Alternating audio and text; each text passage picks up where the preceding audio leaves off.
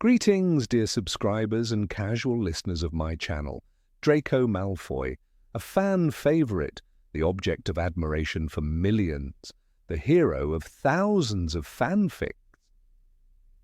It's astonishing how a character originally designed as a school bully, the eternal irritant for the main hero, managed to captivate readers' and viewers' attention so strongly.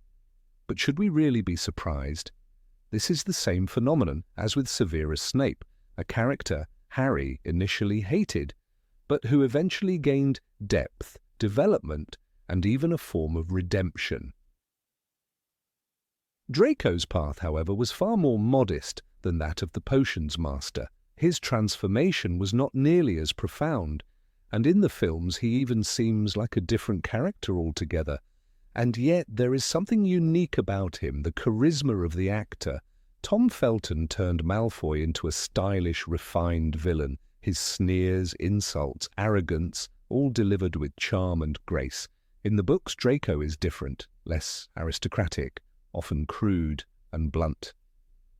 Let's dive deeper into this. Enjoy the video. Number 1. The first meeting.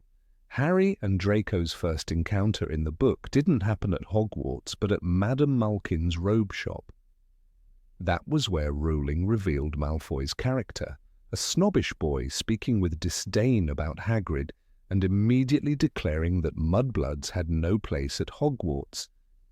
But if we compare it with the movie, the scene takes on a different tone. Movie Draco actively seeks out Harry, the famous boy who lived, and tries to befriend him.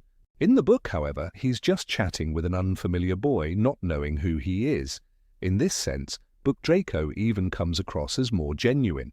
"Hello," said the boy. "Hogwarts too? Harry Potter and the Philosopher's Stone."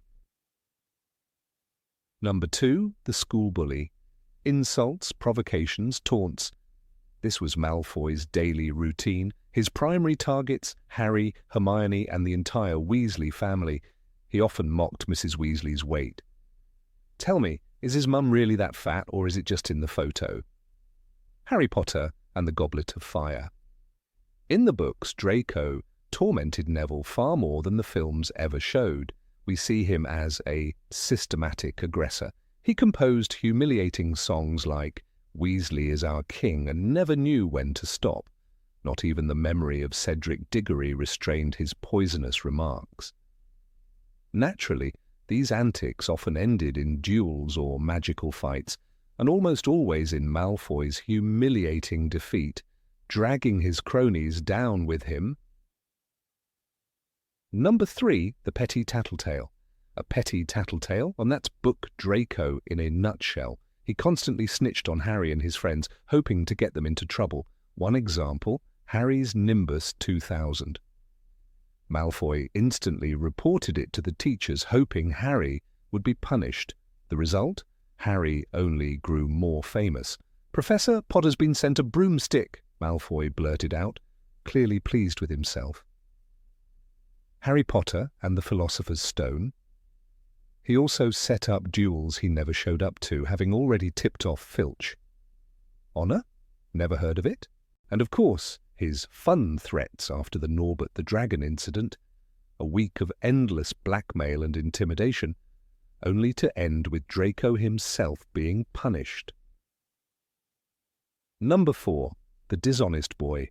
Draco was a master of deceit. He used any opportunity for his own gain. In Prisoner of Azkaban, the entire Slytherin team eagerly exploited his supposed injury to avoid playing in bad weather, forcing Gryffindor to face Hufflepuff, unprepared. Or his constant excuse, "Professor, my arm hurts." Meanwhile, he openly forced Harry and Ron to do his work for him. The books make it clear his wound had long since healed, but Snape indulged his favourite student. Number 5. Draco Malfoy, character and image. Malfoy was a child of privilege. Raised in a family of Voldemort supporters, he absorbed hatred for Muggles and mudbloods from an early age. In the films, Draco is portrayed as an arrogant aristocrat, preferring sarcasm and verbal barbs over dirty fights. In the books, however, he often resorted to fists, spells, and sneaky tricks. He resembled more of a typical schoolyard bully than a stylish villain. Tom Felton made him charismatic on screen, but in the books we see just how petty, spiteful, and unpredictable he truly was. Number 6. The young Death Eater. Draco was always closely tied to the Dark Lord through his family. At the Quidditch World Cup, he remained calm amidst the chaos. He knew he had nothing to fear. "Even if they were out there, I wouldn't tell you, would I, Potter? Harry Potter and the Goblet of Fire." Later, he directly reminded Harry that he had chosen the wrong side and that his friends would die. After Lucius's arrest, Draco swore to take revenge on Potter. In Half-Blood Prince, Book Draco acts more cunningly than in the film. He trains in occlumency with Bellatrix, hides his plans even from Snape, uses Polyjuice for Crabbe and Goyle, builds airtight alibis. His despair reaches a breaking point in the bathroom, where he's comforted by moaning Myrtle. These moments, cut from the films, show the true tragedy of his character, a boy forced into becoming a murderer. "I can't do it. He said he'll kill me." Harry Potter and the Half-Blood Prince, number 7, Draco and Quidditch. Draco Malfoy's entry into Quidditch was a performance of wealth, not talent. In Chamber of Secrets, Lucius Malfoy secured his son the role of Seeker by gifting the Slytherin team a full set of Nimbus 2001 broomsticks. It was a direct insult to Harry, who flew on a Nimbus 2000 earned through skill. Draco mocked him instantly, sneering, "And you're Seeker, are you, Potter, on your Nimbus 2000? The insult stung not because of the broom, but because it revealed Draco's reliance on privilege. He was not chosen for merit but for money, and he never stopped flaunting it. The books turned Quidditch into another battleground for Draco's rivalry with Harry. He taunted Ron, engineered chants like "Weasley is our king," and fouled his way through matches, relying on distraction more than speed. Yet in the films, Quidditch all but erased him.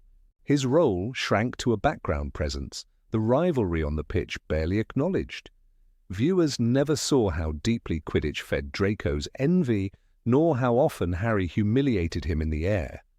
Without these moments, a key part of Malfoy's pettiness and insecurity vanished, leaving only the sneer without the sport that so often revealed his flaws. Number 8. The Coward at Heart.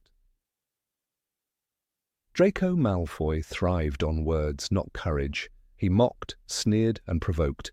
But when danger drew close, his bravado cracked. In Prisoner of Azkaban, he strutted across the grounds, boasting about Buckbeak's sentence. "You know your hippogriff, Hagrid? Well, he's dead. Buckbeak's been sentenced to death." His voice dripped with triumph, but Harry knew the truth. Draco's injury was a scratch exaggerated into a grand tale of near death. For weeks he limped and complained, enjoying the attention and sympathy. This was Draco's pattern, loud in safety, weak in peril. The films muted these cowardly moments. Tom Felton's Draco smirks through scenes where Book Draco would have whined or fled. When Buckbeak charges in Prisoner of Azkaban, the movie shows a clean, almost comical stumble, rather than a terrified boy screaming for his life. Felton's performance transforms Draco from a pampered coward into a colder rival, stripping away Rowling's satirical edge. On the page, Malfoy is a boy who hides behind his father's power and his friends' fists. On screen, he becomes a villain who rarely loses composure. The coward at heart is still there, but buried beneath charisma. Number 9. Draco's family influence. Draco Malfoy's arrogance was never just his own. It was borrowed pride, fueled by the shadow of Lucius Malfoy. In Chamber of Secrets, when Harry and Ron crash into the Whomping Willow and face punishment, Draco wastes no time sneering, You'll be expelled. My father will hear about this." The line became his trademark, a constant reminder that his power at Hogwarts came not from skill, but from his father's position in the ministry. Every insult he hurled, every boast he made, was laced with the assurance that Lucius would shield him from consequences. This dependency exposed Draco's immaturity. In Prisoner of Azkaban, when Buckbeak attacks him, Draco exaggerates his injury for weeks. He struts around the castle with his arm in a sling, whining loudly, "My father will hear about this. This is an outrage." It was childish manipulation, but it worked. Hagrid's job was put on trial, and the cruelty of Lucius Malfoy's influence reached straight into Hogwarts. Draco had learned early that he didn't need courage or talent when he had his father's name to wield like a weapon. The films stripped away this repeated phrase, and with it, some of Draco's comic weakness. On screen, Tom Felton's performance gave him sharp sneers and cold glances, but the childish whining of "my father will hear about this" is almost absent. Without it, he becomes less of a spoiled brat and more of a polished antagonist. The change alters how we see him. The book, Draco, hides behind his father, while the film, Draco feels like he stands on his own.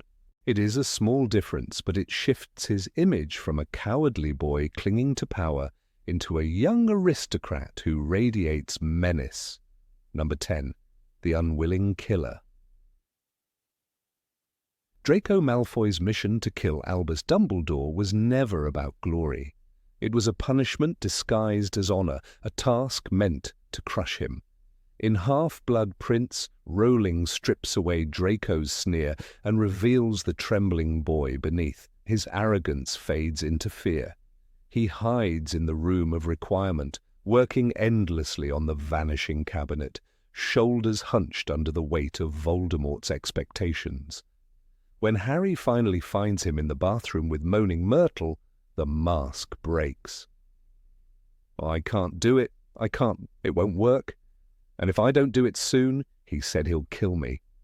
For the first time, Draco is not the bully but the victim, sobbing into a grimy sink, a boy cornered by a monster he once admired. The duel that follows is explosive. Harry, startled by Draco's breakdown, lashes out with Sectum Sempra. Blood splatters the tiles. Draco collapses, gasping, nearly bleeding to death before Snape storms in to heal him. The moment is raw, violent, and unforgettable. It is no longer a school rivalry, but a brush with death, a reminder that both boys have been thrown into a war too cruel for their age. Draco's collapse, both physical and emotional, exposes the tragedy of his role. He wanted to prove himself, but instead he became Voldemort's pawn, drowning in a mission he could never finish. The films reduce this struggle to fleeting glances. Tom Felton plays Draco with haunted silence, pale and sleepless, eyes heavy with secrets. His pain is visible but unexplained. Without the bathroom scene, the audience never hears his confession, never witnesses the sobbing boy who admits he is terrified of dying. On screen, Draco appears as a brooding figure rather than a broken one. The result is a version of Malfoy that feels colder, less human, and less tragic. The book shows us a child weaponized against his will. The film leaves us only with his shadow. Number 11. Redemption or Survival. Draco Malfoy's role in the Battle of Hogwarts was marked not by courage, but by hesitation. While others chose sides, Draco wandered in the shadows, pulled by fear and family ties. When Harry, Ron, and Hermione encountered him in the room of requirement, Draco's attempt to assert dominance crumbled into chaos. The fire crab unleashed consumed everything, and it was Harry who pulled Draco to safety. Rowling's choice was deliberate.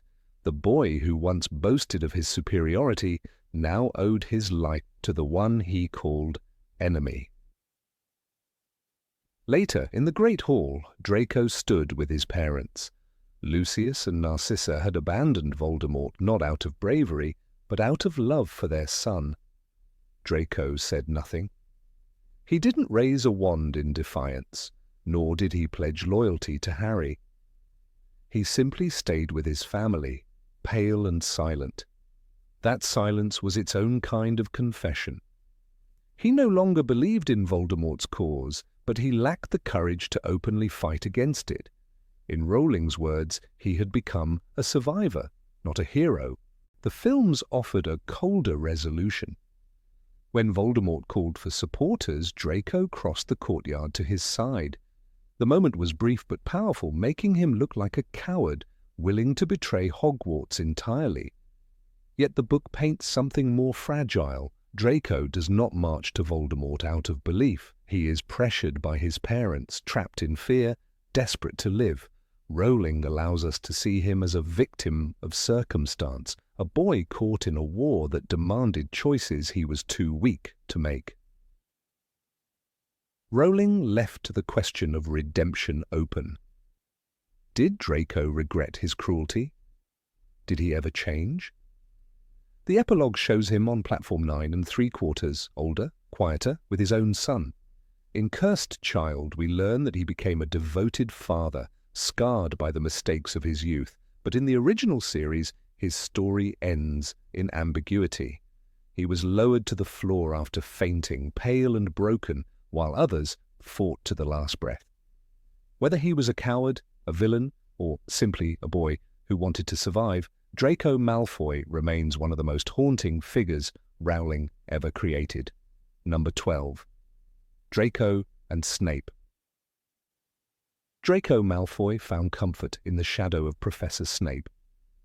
From the first year, it was obvious to every student that Draco enjoyed a privilege Harry Potter and his friends would never know. Snape's bias was clear. He praised Draco's work, turned a blind eye to his mischief, and never hesitated to humiliate Gryffindors in comparison. Draco gloated about it constantly. When Snape refereed a Quidditch match in Philosopher's Stone, Draco leaned on that favoritism with smug certainty.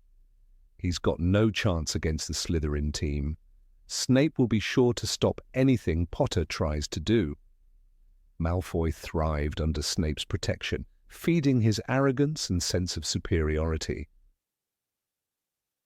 But the bond between them was not built only on favoritism. By Half-Blood Prince, it became something darker. Voldemort gave Draco an impossible mission: kill Albus Dumbledore. It was a death sentence disguised as honor. Narcissa Malfoy, desperate to protect her son, turned to Snape. In the dim light of Spinner's End, she begged him to swear an unbreakable vow. Snape clasped her hand, and with Bellatrix as witness, he bound himself to Draco's fate. If the boy failed, Snape would finish the task.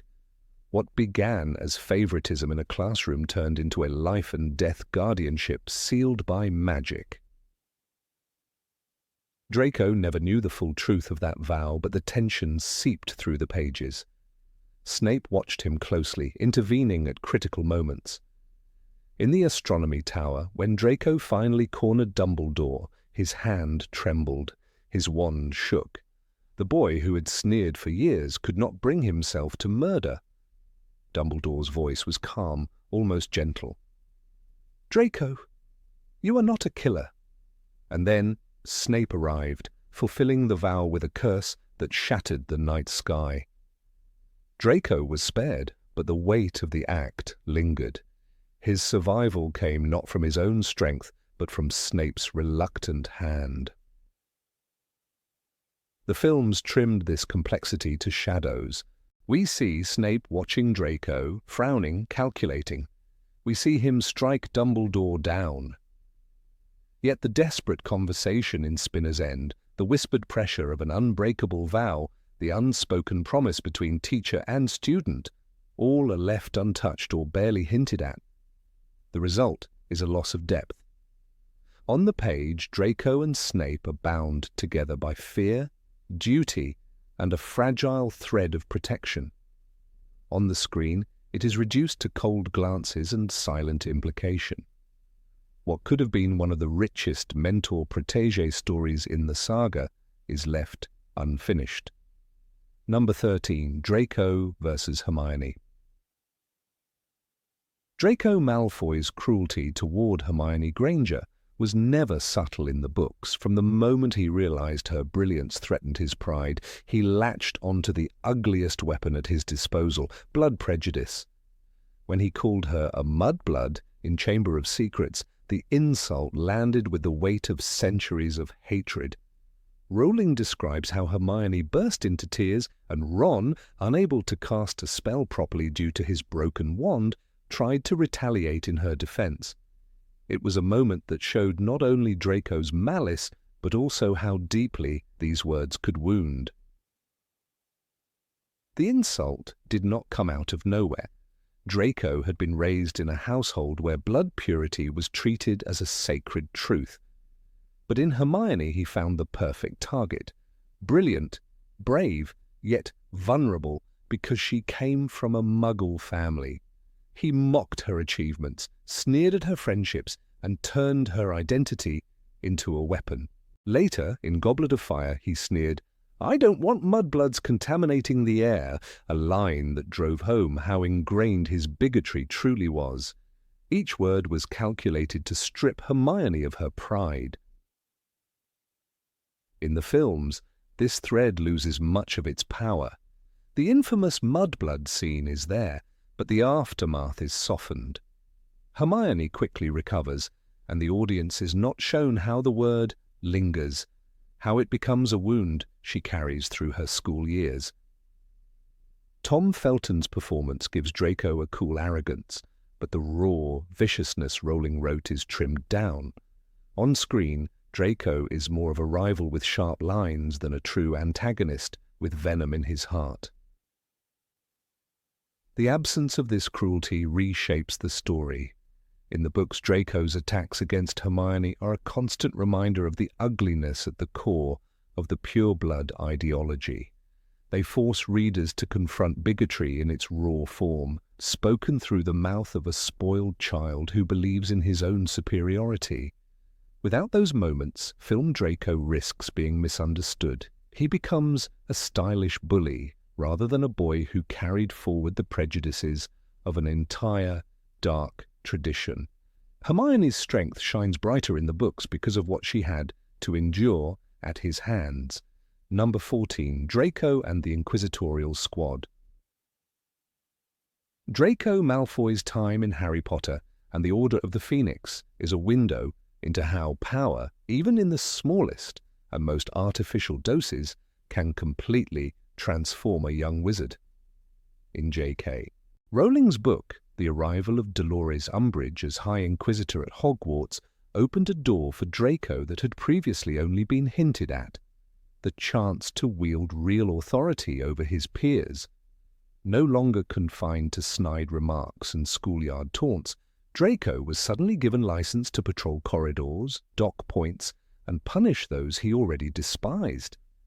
This development magnified his arrogance and cruelty, confirming what Harry, Hermione, and Ron had always suspected about his nature. Yet when the story was adapted to film, much of this subplot was trimmed away, leaving only traces of Draco's darker involvement. The book depicts Draco as thriving under Umbridge's rule. He relished every opportunity to serve as her watchdog, seeing the Inquisitorial Squad not merely as a school club, but as a mechanism through which his family's ideology of blood purity could be enforced. One of the most striking details is the way Rowling describes Draco's reaction when catching Harry.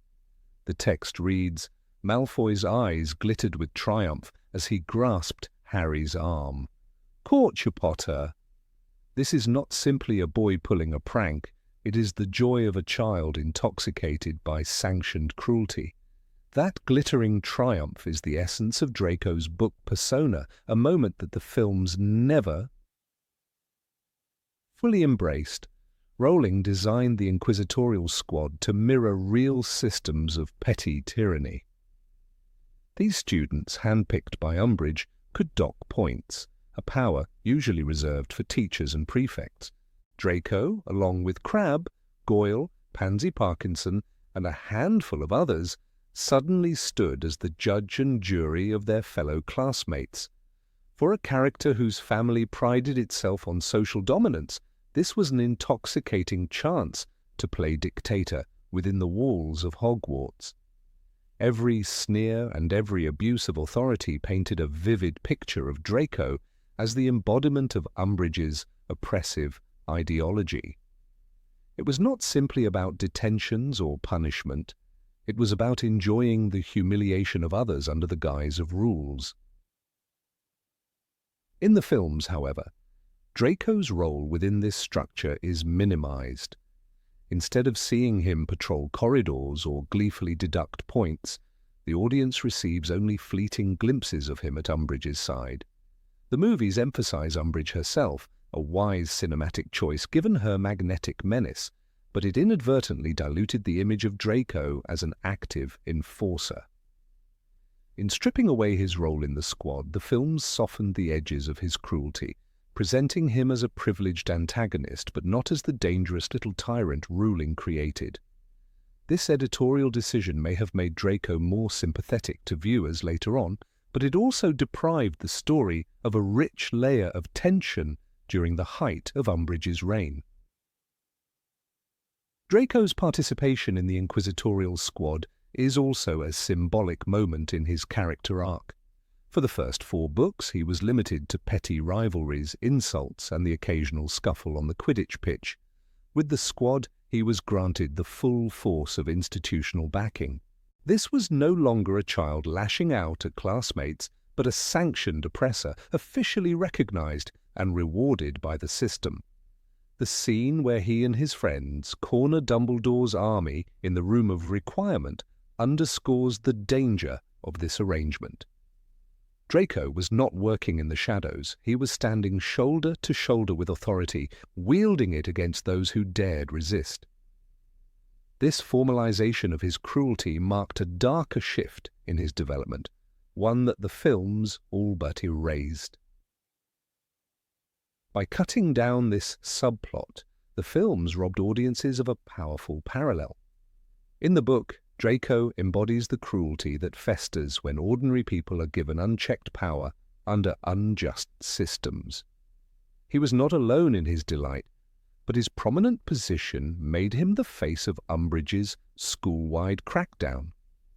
Without these moments, the films left him looking more like a nuisance than a true threat. The absence of these details fundamentally changed how audiences perceived him.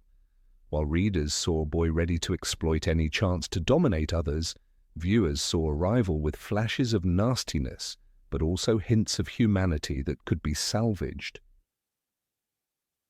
One of the most haunting aspects of the squad in the book is the way it preyed on the vulnerabilities of other students. Gryffindors bore the brunt of the harassment, but anyone who dared question Umbridge became a target. Draco was instrumental in this climate of fear, his jeers amplified by the power to inflict consequences. Rowling's description of these scenes captures the petty vindictiveness that defines childhood bullying when combined with official permission. The laughter of Pansy, the heavy steps of Crabbe and Goyle, and Draco's mocking voice painted a portrait of a Hogwarts temporarily transformed into a playground for tyrants. None of this sinister atmosphere survived the transition to screen. It is particularly striking to consider how this omission reshaped Draco's image in the cultural imagination. In the books, his delight in docking points and humiliating peers makes it clear that he was never simply misunderstood. He was an active participant in cruelty, aligned willingly with authority figures like Umbridge, who represented everything corrupt in the wizarding world. Yet in the films, the lack of these details allowed viewers to more easily imagine him as a tragic figure, a product of his family's expectations, rather than a boy reveling in cruelty. This softened portrayal paved the way for the sympathetic reception he later received in Half-Blood Prince and Deathly Hallows. Number 15. Draco and the Sectum Sempra Duel. The Sectum Sempra duel in Harry Potter and the Half-Blood Prince stands as one of the most shocking and transformative moments in Draco Malfoy's journey, not only in the book, but also in the way the films shaped his character for millions of viewers. Before this confrontation, Draco's story had largely been defined by sneering insults, casual cruelty, and the safety of being the spoiled son of a wealthy Death Eater. He was a bully, and audiences enjoyed seeing him put in his place by Harry and his friends. Yet the bathroom duel stripped away that veneer. It exposed Draco as a terrified boy who, in his attempt to fulfill a task set by Voldemort, had stepped into a world of violence that was far larger than he was prepared to handle. The films included the duel, but the way they presented it softened its emotional devastation compared to J.K. Rowling's words. The image of Draco lying bleeding on the floor, described as though he had been cut open by an invisible sword, carried a weight of mortality the film could only hint at. For Harry, the duel was not planned. He stumbled upon Draco crying in the bathroom, a rare sight of vulnerability that the films briefly captured. In the book, Rowling lingers on Draco's sobs, giving the reader a painful glimpse of a boy who had been forced into an impossible position by Voldemort. Draco was supposed to repair the broken vanishing cabinet and arrange for Death Eaters to enter Hogwarts. The task was meant as punishment for his father's failure at the Department of Mysteries. For the first time, Harry saw Draco not as a smug rival, but as a boy on the verge of collapse. Yet instead of sympathy, their history boiled to the surface, and Harry attacked. The curse he used, Sectum Sempra, was one he had read in the margins of the Half-Blood Prince's textbook, never tested, never truly understood. The horror came instantly. Blood spurted from Malfoy's face and chest, as though he had been slashed with an invisible sword. The description is brutal, cinematic in its intensity, yet the film shortened it to a single cut and a gasp of shock. What makes the duel pivotal is not just Draco's suffering, but the realization it forces upon Harry. Until that moment, Harry had fought in duels that carried danger, but those were against enemies, Death Eaters, Dementors, Voldemort himself. To cause such injury to another student, one who had been his schoolyard enemy for years, shook him. In the book, Rowling describes Harry's panic as he realizes Draco might die on the bathroom floor. It is only Severus Snape's intervention that saves Draco, conjuring the counter-curse with hurried precision. The films retained Snape's entrance, but the urgency, the almost surgical panic as he sealed Draco's wounds, felt less visceral. Readers remember the book's atmosphere, a bathroom filled with blood, Harry frozen in horror, and Draco reduced to a near corpse. This was not just another spat in Hogwarts, it was a rehearsal for the war they were all unwillingly stepping into. For Draco, the duel leaves scars beyond the physical. Up until this moment, his role in the story was almost comical in its villainy. He mocked Hermione for her bloodline, boasted of his father's influence, and picked fights with Harry. Yet beneath the sneers, Rowling had been quietly sowing seeds of change. Draco had been handed a mission that was a death sentence in disguise. Voldemort never expected him to succeed. He wanted to punish Lucius Malfoy by dangling his son's life in front of him. The bathroom duel makes this truth undeniable. Draco, bleeding out on the floor, is no longer a child wrapped in arrogance. He is a pawn.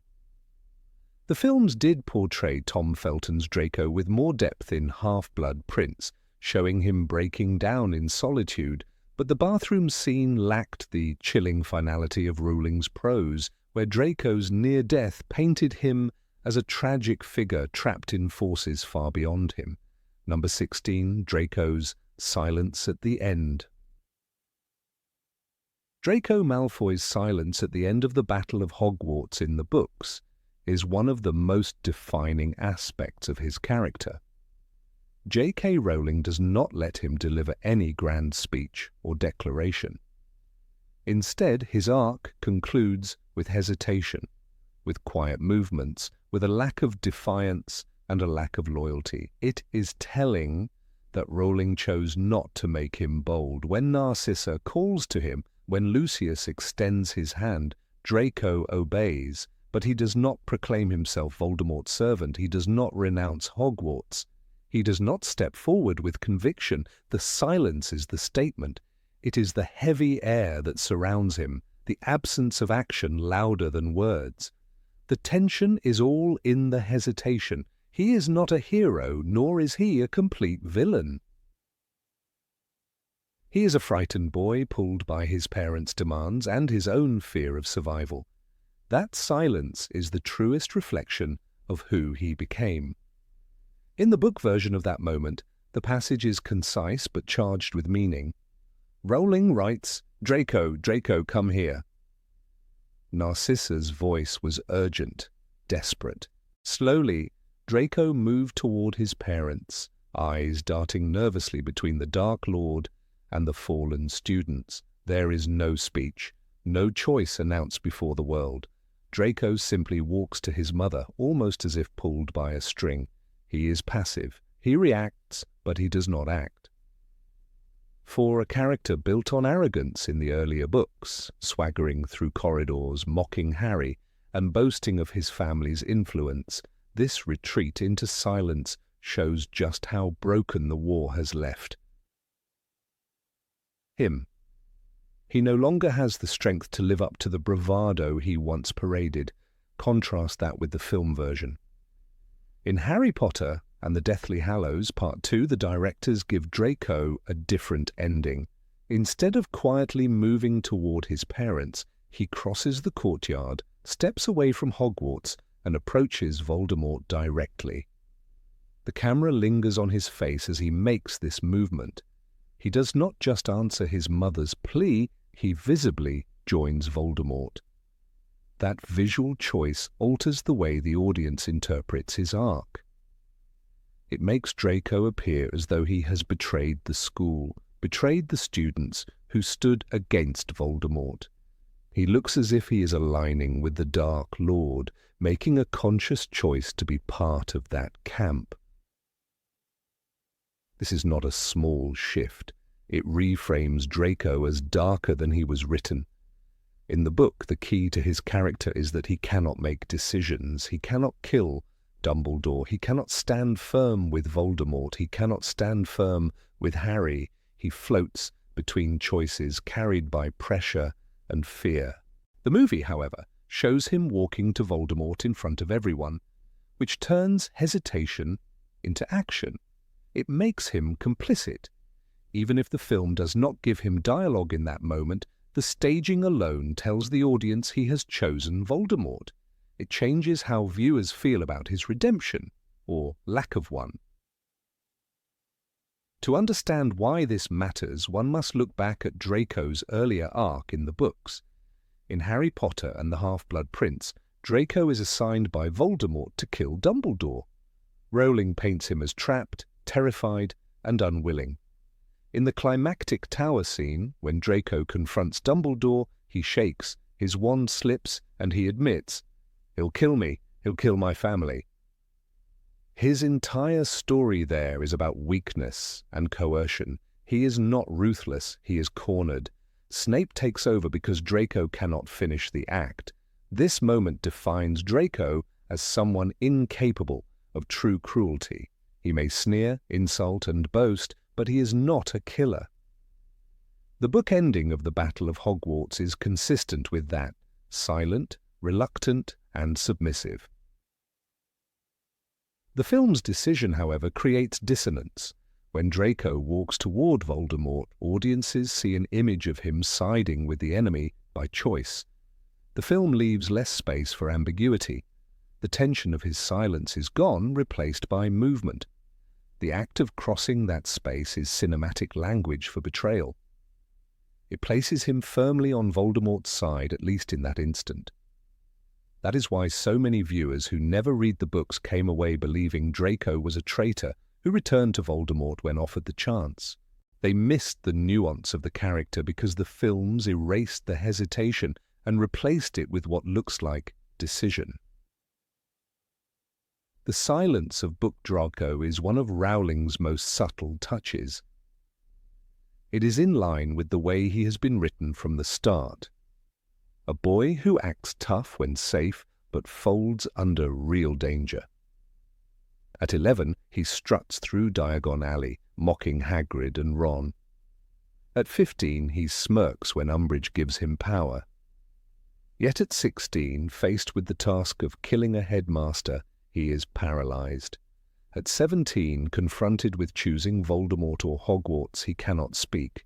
The silence is consistency. It reveals cowardice, yes, but also an inability to be truly cruel. In that silence lies the fragile humanity of Draco Malfoy. Another way to see this difference is to notice how Rowling allows him to fade in the background after Voldemort's defeat. Draco does not die dramatically, nor does he redeem himself with a final heroic gesture. He survives, he leaves with his parents. His role is simply to live on after the war, to return as a man who sends his son to Hogwarts years later. That is a deliberate choice. His silence allows him to survive without allegiance, without declaring anything that would bind him forever. It is almost cowardly, but it is survival. It is what makes his epilogue appearance believable, a man marked by fear, not by conviction. Number 17, Draco and House Elves. Draco Malfoy's disdain for house elves is one of the clearest windows into the mindset of a pure-blood heir who has been raised to believe in the natural order of wizarding society. In Harry Potter and the Goblet of Fire, Rowling gives readers a moment where Draco sneers at Hermione's passion for spellbinding, ridiculing both her compassion and her ideals. You know your friend Granger's completely lost it, don't you? Imagine wasting your time knitting hats for house elves. They like being slaves, it's their nature. Honestly, Potter, hanging around with her is making you look soft. These words reveal not only his mockery, but his conviction that creatures like Dobby and Winky deserve no better than servitude. The statement is striking because it places Draco in direct opposition to Hermione, who represents empathy, progress, and the idea that traditions can be unjust. In that clash lies an entire dimension of Draco's character that the films never explore, and its absence reshapes how audiences understand him. The films, eager to compress sprawling novels into manageable screenplays, chose to omit spellbinding and Hermione's crusade for house elf rights altogether. As a result, Draco loses the opportunity to be portrayed as a voice of entrenched elitism. His cruel dismissal of Hermione's efforts was not merely schoolyard bullying, but part of a larger worldview inherited from his family. The Malfoys' belief that some lives are simply meant to serve others. Without these exchanges, Draco's arrogance in the films often reduces to sneers in hallways or cowardice in moments of danger. What the audience misses is the insidious normality of prejudice, the way a boy who has never questioned his family's values can casually justify oppression as if it were simple fact. Hermione's knitting of hats for the Hogwarts house elves in the fourth book becomes a recurring motif, both comical and deeply meaningful. Ron scoffs at her tactics. Harry is half-heartedly supportive, but Draco's response is venomous, sharp, and utterly confident in his rightness. This small subplot transforms the discussion of house elves from a background detail into a test of morality. Draco's scorn is not only directed at Hermione personally, but at the notion of change itself. To him, her idealism is ridiculous, because it threatens the structures that secure his own privilege. The Malfoy wealth and prestige are built upon the labour of unseen magical servants like Dobby, whom Lucius mistreated for years. That inheritance of cruelty is evident when Draco derides Hermione's mission, exposing him as more than a bully. He is the young face of systemic oppression. The absence of these scenes in the films deprives viewers of the subtle but important connections between Draco and the world of house elves. When Dobby dies in Deathly Hallows, his backstory with the Malfoys adds weight to his sacrifice. In the books, the reader knows that Dobby once suffered under Draco's family, and Draco's dismissive words about house elves earlier provide context for the elf's eventual liberation and loyalty to Harry. In the films, however, that thread is thinner, reduced to the knowledge that Dobby served the Malfoys but without Draco's personal involvement.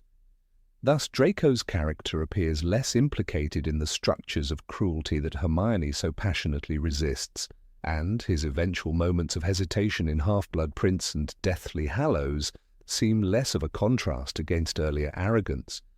Rowling carefully crafted Draco's comments to highlight the ideological chasm between him and Hermione. When he sneers that house elves like being slaves, he voices an excuse that has been repeated in countless human histories of oppression. It is the argument of those who benefit from inequality, claiming that the oppressed are content with their condition. Hermione's fury in the face of such logic makes her more heroic, while Draco's complacency makes him a chillingly realistic figure of inherited prejudice. Without that verbal sparring, the films simplify the Malfoy-Granger conflict into a rivalry of insults, robbing the story of its broader social commentary. What is particularly revealing is the casualness of Draco's cruelty. He does not deliver his line with the grandeur of a villain plotting world domination. Instead, his words are almost offhand, the natural speech of someone repeating what he has always been told. In that ordinariness lies the horror. Draco does not need to be ordered by Lucius to believe in the inferiority of elves. He has absorbed it like a law of nature. This naturalized prejudice is what makes him so effective as a foil to Hermione, where she questions traditions. He upholds them without a thought. The films, by silencing that part of his personality, reduce his elitism to an aesthetic of arrogance rather than an ideology rooted in the wizarding world's darkest injustices. Consider the way Dobby's story intersects with Draco's disdain. In Chamber of Secrets, Draco taunts Harry with the insult of befriending that pathetic house elf. For him, Dobby's disobedience is not courage but insolence, a servant overstepping its place. That attitude carries into Goblet of Fire when he laughs at Hermione's activism. In the books, the thread is clear. Draco views elves as property and laughs at any attempt to elevate them. When Dobby sacrifices himself in Deathly Hallows, the irony is sharp. An elf, whom Draco dismissed as worthless, becomes a symbol of loyalty and love. Readers feel the weight of this irony, but film audiences miss the full impact because the filmmakers excise Draco's side of the story. The difference also affects Draco's arc as he grows older. By Half-Blood Prince, the books show him burdened with the impossible task of killing Dumbledore. His arrogance gives way to terror, yet readers still remember his earlier sneers about blood status and elf servitude. That contrast makes his crisis more complex. Draco is not simply a victim of circumstance, but a boy who once mocked compassion and now confronts his own vulnerability. In the films, however, because so many of his ideological moments are absent, his breakdown feels more like a collapse of a school bully rather than the unraveling of a child raised in cruelty and entitlement. Another telling aspect is how Draco's treatment of elves mirrors the broader Malfoy household. Lucius mistreated Dobby to the point where the elf risked punishment to warn Harry. Narcissa, though less cruel, never intervened. Draco's words at school echo that environment, reflecting a home where servitude was unquestioned. The films, by sidelining these details, make the Malfoys appear more as aristocratic villains than participants in a system of everyday oppression. It is in these small, almost invisible cruelties that Rowling paints her most haunting picture of the wizarding world's flaws, and Draco is a vessel for that picture. The dynamic between Hermione and Draco in the books illustrates more than personal enmity. It is a clash between two visions of the wizarding world. Hermione sees house elves as beings deserving of respect, freedom, and dignity.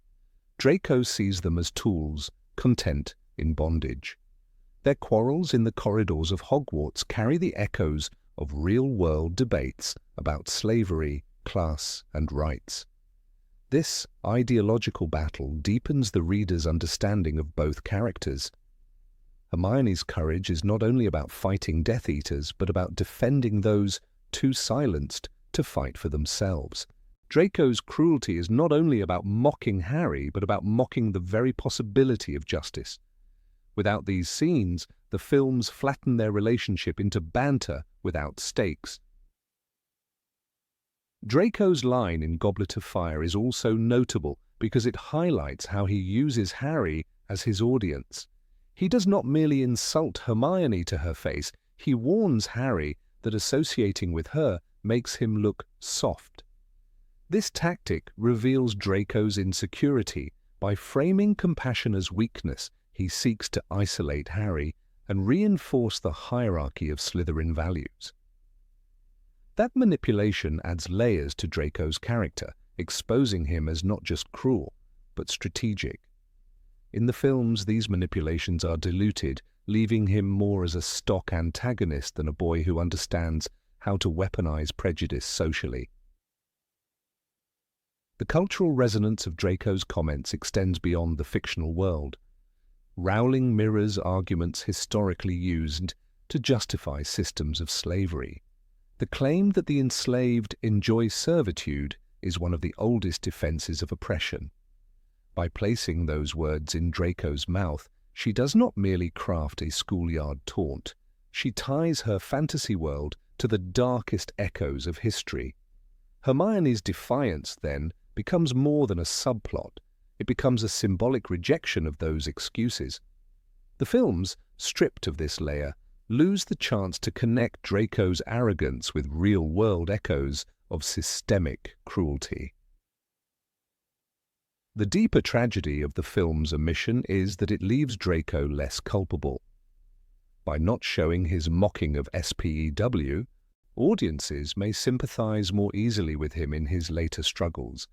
Yet in the books, readers must reconcile that sympathy with the memory of his elitism.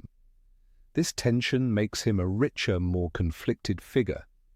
He is a boy shaped by prejudice, struggling with fear, and capable of hesitation.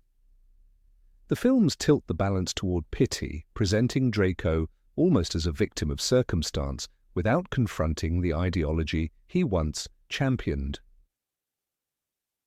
Draco Malfoy, as written in the books, is not simply a bully. He is a product of a world built on hierarchies and cruelty. His treatment of house elves is not incidental, but integral to understanding him. When he laughs at Hermione's knitted hats and declares that elves like being slaves, he reveals more than arrogance. He reveals the mindset of a society unwilling to question itself. That detail, missing from the films, is what robs his character of its ideological depth and its haunting reflection of reality. In stripping away his cruelty toward house elves, the films make Draco less than he is, less dangerous, less complex, and less real. Number 18, Draco and the Vanishing Cabinet. Draco Malfoy's role in Harry Potter and the Half-Blood Prince is one of the most fascinating transformations in the series. On the page, J.K. Rowling allowed readers into the fragile mind of a boy tasked with an impossible mission. The Vanishing Cabinet subplot was not just a clever mechanism for sneaking Death Eaters into Hogwarts. It was a mirror of Draco's inner collapse. In the book, we see his world unravel day by day as he obsesses over repairing this cursed object, his pride collapsing under the weight of expectation. The film adaptation, however, reduces this labor into fragmented images, depriving Draco of the very depth that made his arc one of Rowling's most tragic creations. The cabinet itself was no ordinary piece of furniture. It first appeared earlier in the series, hidden in the Room of Requirement, after Peeves smashed its twin at nearly headless Nick's request. Rowling planted it as a quiet piece of foreshadowing, and by the 6th book, it became Draco's one lifeline. Voldemort's order was merciless: find a way to let his followers into the castle or face the consequences. In the book, Rowling writes of Draco's relentless work. He had been working on it for nearly a year, repairing it, testing it, hiding it. The cabinet became both his prison and his hope, its failure the weight that nearly broke him. This is the heart of Draco's suffering. Each attempt was an act of desperation, a frantic attempt to stave off punishment and prove his worth. The novel makes clear that Draco's efforts consumed him. His usual swagger was replaced by secrecy, exhaustion, and a kind of paranoia that stripped him of his aristocratic veneer. He stopped caring about Quidditch, about mocking Harry, even about the things that once gave him joy. His classmates noticed his absence, and even the teachers whispered about his distracted state. Rowling's narrative showed a boy deteriorating under the crushing knowledge that success might kill others, but failure would kill him. He was not the same Draco who strutted down the halls of Hogwarts in earlier books. He was a boy on borrowed time. The films, however, chose to simplify. We see Tom Felton walking through the Room of Requirement, inspecting the cabinet, or brooding silently in bathrooms.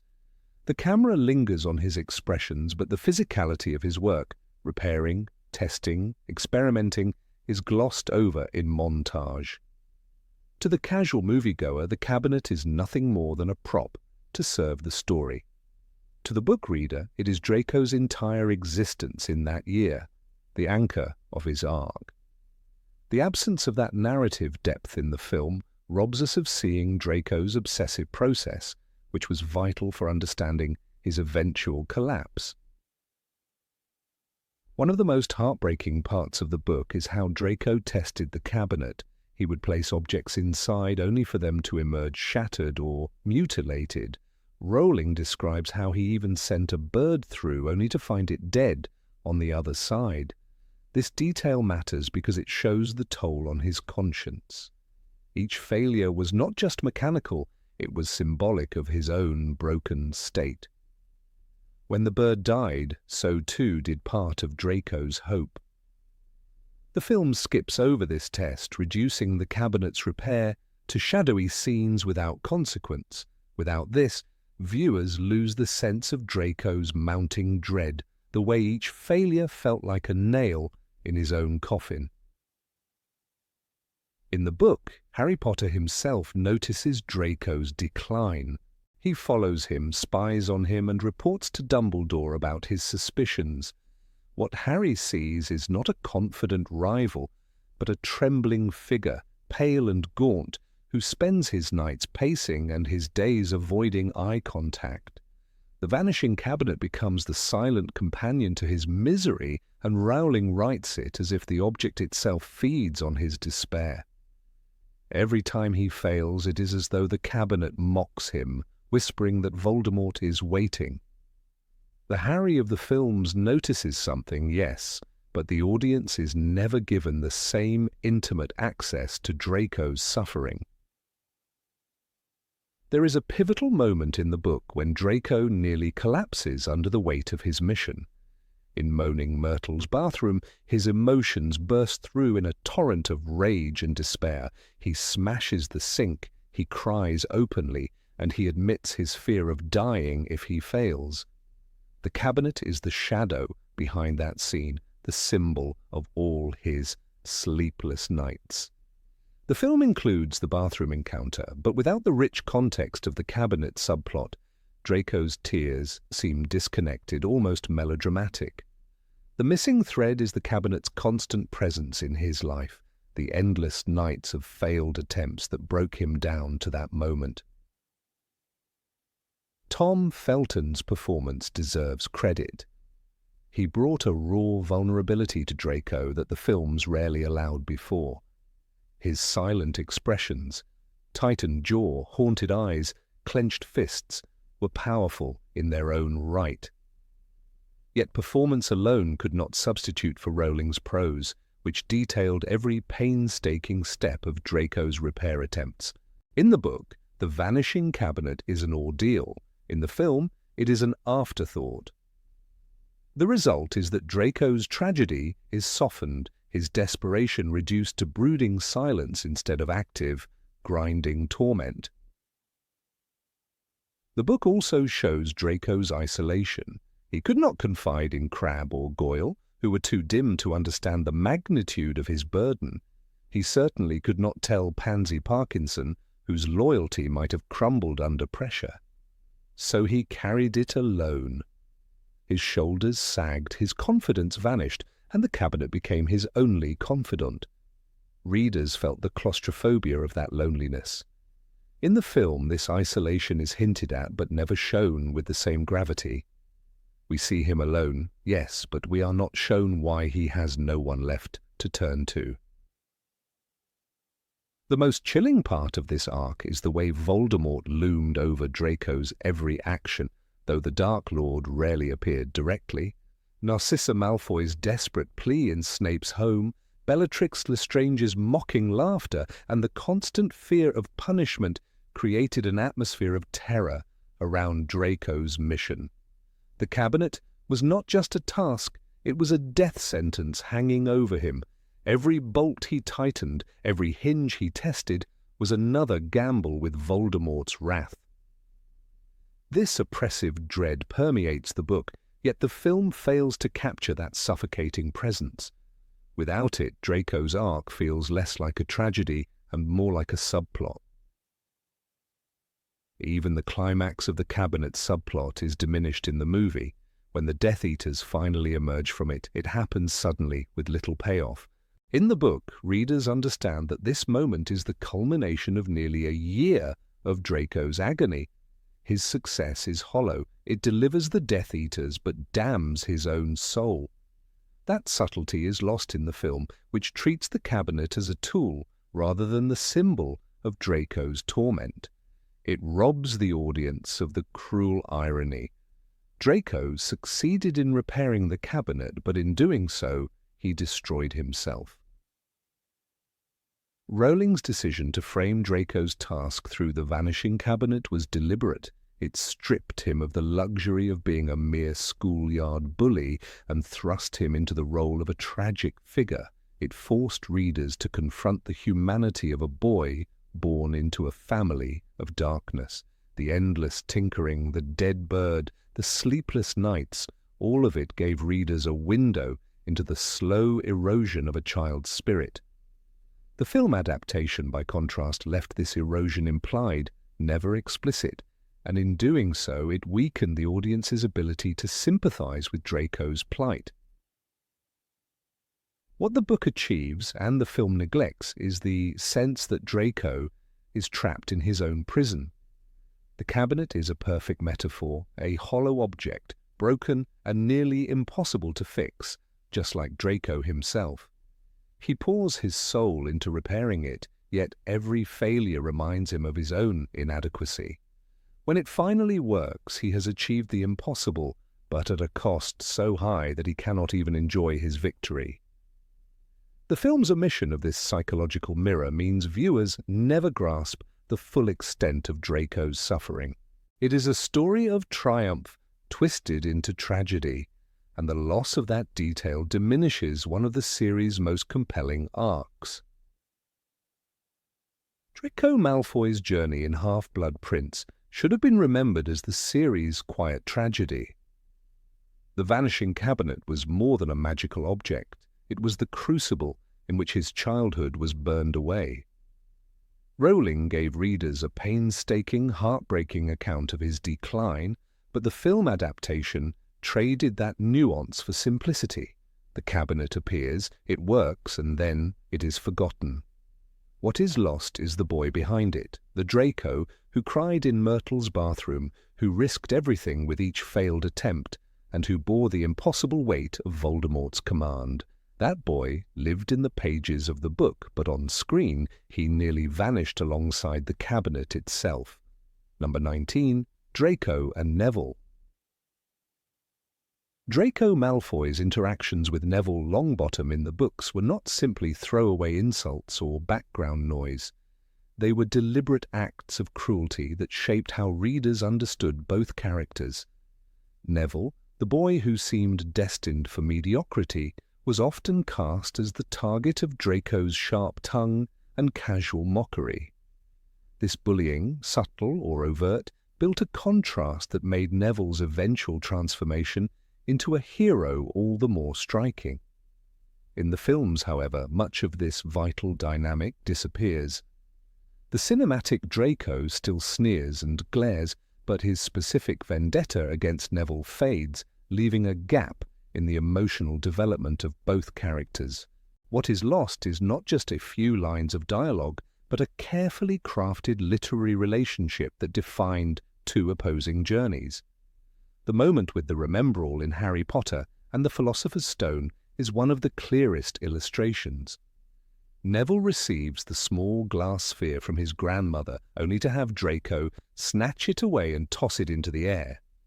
The scene matters not only because it leads to Harry's first flight on a broom, but also because it exposes Draco's instinct to humiliate those weaker than him. Neville, nervous and clumsy, is an easy target. Malfoy exploits this, setting the stage for Harry's defiance. The book describes Harry's fury in unmistakable terms. "Give it here, Malfoy, or I'll knock you off that broom." Draco's mocking response, "Oh yeah?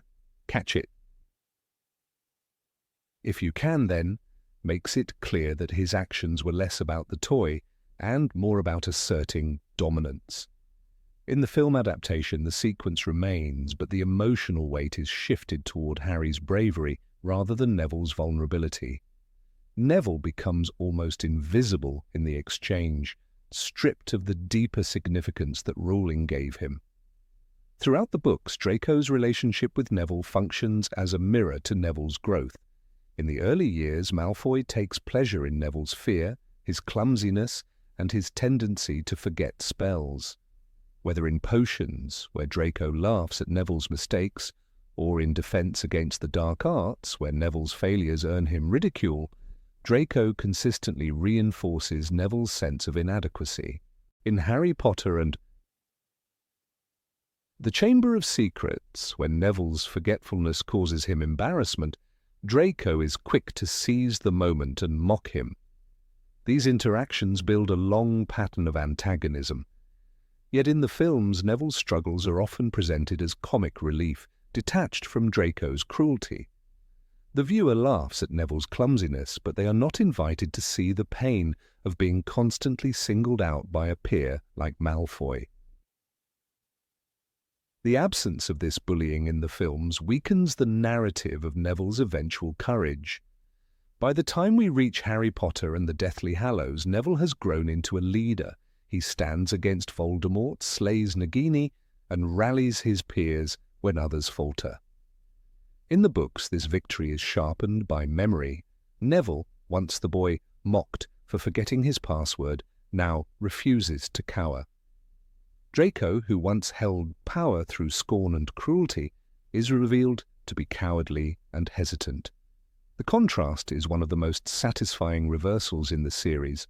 But in the films, because Draco's earlier torment is less visible, Neville's rise lacks the same emotional punch.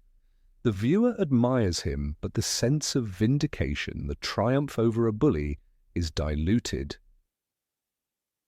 One might argue that the filmmakers had to condense storylines, trimming subplots to make room for the central arc of Harry, Ron, and Hermione. Yet removing the Draco-Neville dynamic was not just a matter of cutting excess. It meant erasing the personal stakes that made Neville's transformation resonate. When Draco sneers at Harry or Hermione, the audience sees it as part of the larger Gryffindor versus Slytherin rivalry. But when he torments Neville, it becomes personal, almost cruel in its precision. Neville's lack of confidence makes him vulnerable in a way that Harry never was, and Draco exploits that vulnerability mercilessly. The choice to soften or omit these moments in film sanitizes Draco, making him less of a predator and more of a spoiled nuisance. Consider the events of Harry Potter and the Goblet of Fire. In the book, when Neville's fumbling draws attention during lessons, Draco takes every opportunity to laugh at him. It is not simply schoolboy teasing, it is part of Draco's ongoing effort to belittle those who do not measure up to his standard of pureblood pride and Slytherin superiority. Neville, a pureblood himself, becomes a target because he does not embody the traits Draco values: confidence, cunning, and cruelty. Instead, Neville is timid, kind, and hesitant. Draco's scorn reveals his narrow definition of strength. In the film version, the focus shifts almost entirely to the Triwizard Tournament, leaving little room for these smaller, character-defining moments. Rowling's writing is careful to make the reader feel sympathy for Neville. When Professor Snape humiliates him, Malfoy adds fuel to the fire by laughing or mocking. When Neville struggles with spells, Draco ensures that everyone notices. These are not isolated incidents, but part of a consistent effort to keep Neville at the bottom of the social hierarchy. What makes Neville's eventual rise so powerful is that he does not simply gain courage in a vacuum, he gains it in direct opposition to years of being diminished by people like Malfoy. Without these moments, the films present Neville's heroism as surprising, but not deeply earned. The books, however, show it as the culmination of a long, painful journey. The relationship also serves another narrative function in the books. It highlights Draco's character flaws. Malfoy's cruelty to Neville is not just evidence of his arrogance, it shows his inability to recognize true strength. Draco prides himself on bloodline and wealth, yet he fails to see that Neville possesses a different kind of power, the resilience born of constant humiliation. This blindness is Draco's weakness, and Rowling uses it to foreshadow his later failures. By reducing or eliminating these interactions in the films, the filmmakers unintentionally strip Draco of one of his most revealing traits. His bullying becomes generic rather than specific, and the audience misses an essential aspect of his flawed worldview. When Neville stands in Deathly Hallows and declares, "I'll join you when hell freezes over, Dumbledore's army," the reader feels the weight of history. This is the boy Draco once mocked for his clumsy wand work, now spitting defiance in the face of Voldemort himself. In that moment, Neville's voice carries not only courage, but vindication. The reversal is complete. Malfoy, trembling and uncertain, is a shadow of his former swagger. The book's readers understand that this shift is not sudden, it is the natural consequence of years of quiet suffering and growth. The film delivers the line, but without the long history of Malfoy's ridicule, the depth of that reversal is lost. Another striking element of this literary dynamic is how it enriches the theme of underestimated strength. Rowling shows again and again that the true heroes are not always the ones who seem powerful at first glance. Draco represents the false confidence of privilege, while Neville embodies the hidden strength of persistence. Their interactions dramatize this theme in a tangible way. When Malfoy mocks Neville, the reader knows instinctively that cruelty born of arrogance will never last. Neville's endurance, though less flashy, is portrayed as the more durable quality. In the films, where Malfoy and Neville interact far less, this theme is less pronounced, leaving the audience with a flatter interpretation of both boys. The story of Draco and Neville is also, in its own way, a story about courage. Draco is bold when the risks are low, when his victim cannot fight back. Neville, by contrast, learns courage through suffering. In Philosopher's Stone, Neville tries to stop Harry, Ron, and Hermione from sneaking out, saying, "You can't go out, you'll be caught again. Gryffindor will be in even more trouble." Dumbledore later awards him points for this act, calling it bravery to stand up to one's friends. This is a small but pivotal step in Neville's journey, yet Draco's mockery of such actions highlights the difficulty Neville faces. Each sneer or insult from Draco makes Neville's path toward courage steeper, and thus his eventual triumph more meaningful. In the absence of this antagonism, Draco's cinematic character becomes strangely softened. He still participates in Slytherin mischief, but the pointed cruelty is blunted. This raises an important question. Did the films unintentionally redeem Draco by omission? By not showing the full extent of his bullying, the movies present a character who seems less monstrous and therefore easier to pity in later years. When Draco hesitates to kill Dumbledore in Half-Blood Prince, film audiences see him as conflicted and perhaps redeemable. Book readers, however, carry with them the memory of his years of tormenting Neville and others, making his hesitation more about weakness than redemption. Neville's heroism, then, is doubly weakened in the films. Without Draco's years of scorn, Neville's triumph over fear is less a personal victory and more a surprising plot twist. The audience cheers, but they do not feel the catharsis of watching a victim overcome his tormentor. The emotional payoff that Rowling carefully constructed is flattened into a single brave act, rather than the culmination of a long struggle. Draco, too, loses complexity, appearing less cruel, and therefore less responsible for the suffering that makes Neville's rise so inspiring. Ultimately, the omission of Draco's bullying of Neville in the films does not just affect their personal stories, it alters the thematic texture of the series. The books show that cruelty has consequences, that arrogance blinds, and that resilience grows in the shadows of humiliation. By softening Draco and sidelining Neville's victimhood, the films miss an opportunity to highlight these truths. Readers who followed Neville from trembling boy to dragon slayer feel the deep satisfaction of justice. Viewers of the films, however, see only part of that arc, missing the sharp contrast between a boy mocked for weakness and a man defined by strength. In that absence lies one of the most significant divergences between Rowling's story and its cinematic adaptation. Number 20. Draco and Identity. Draco Malfoy was introduced to us as the embodiment of pure arrogance, a boy who strutted around Hogwarts with his nose in the air, confident that his family name and wealth placed him above everyone else. In Harry Potter and the Philosopher's Stone, he extended his hand to Harry with the words, "You'll soon find out some wizarding families are much better than others, Potter. You don't want to go making friends with the wrong sort."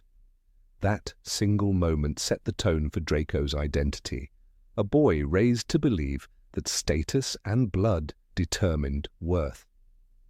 But what makes his journey fascinating is not the arrogance of those early years, but the way that facade was chipped away as the stakes of the wizarding world grew darker, revealing a boy caught in the cruel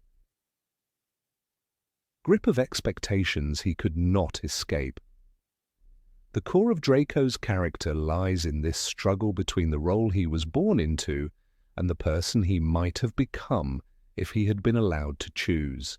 Lucius Malfoy was not simply a stern father, he was a man deeply invested in Voldemort's ideology, who saw his son as an extension of his family's power and ambition, Draco absorbed his father's teachings uncritically, turning them into sneers, taunts, and cruel jokes at the expense of others.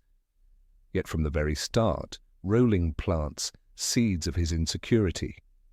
When faced with rejection, Harry refusing his friendship, Hermione outshining him in academics, and even his Quidditch rivalries with Harry, Draco's arrogance always seemed like a shield against something more fragile. The films hint at this, but they rarely let the audience see Draco's unraveling with the depth the books provide.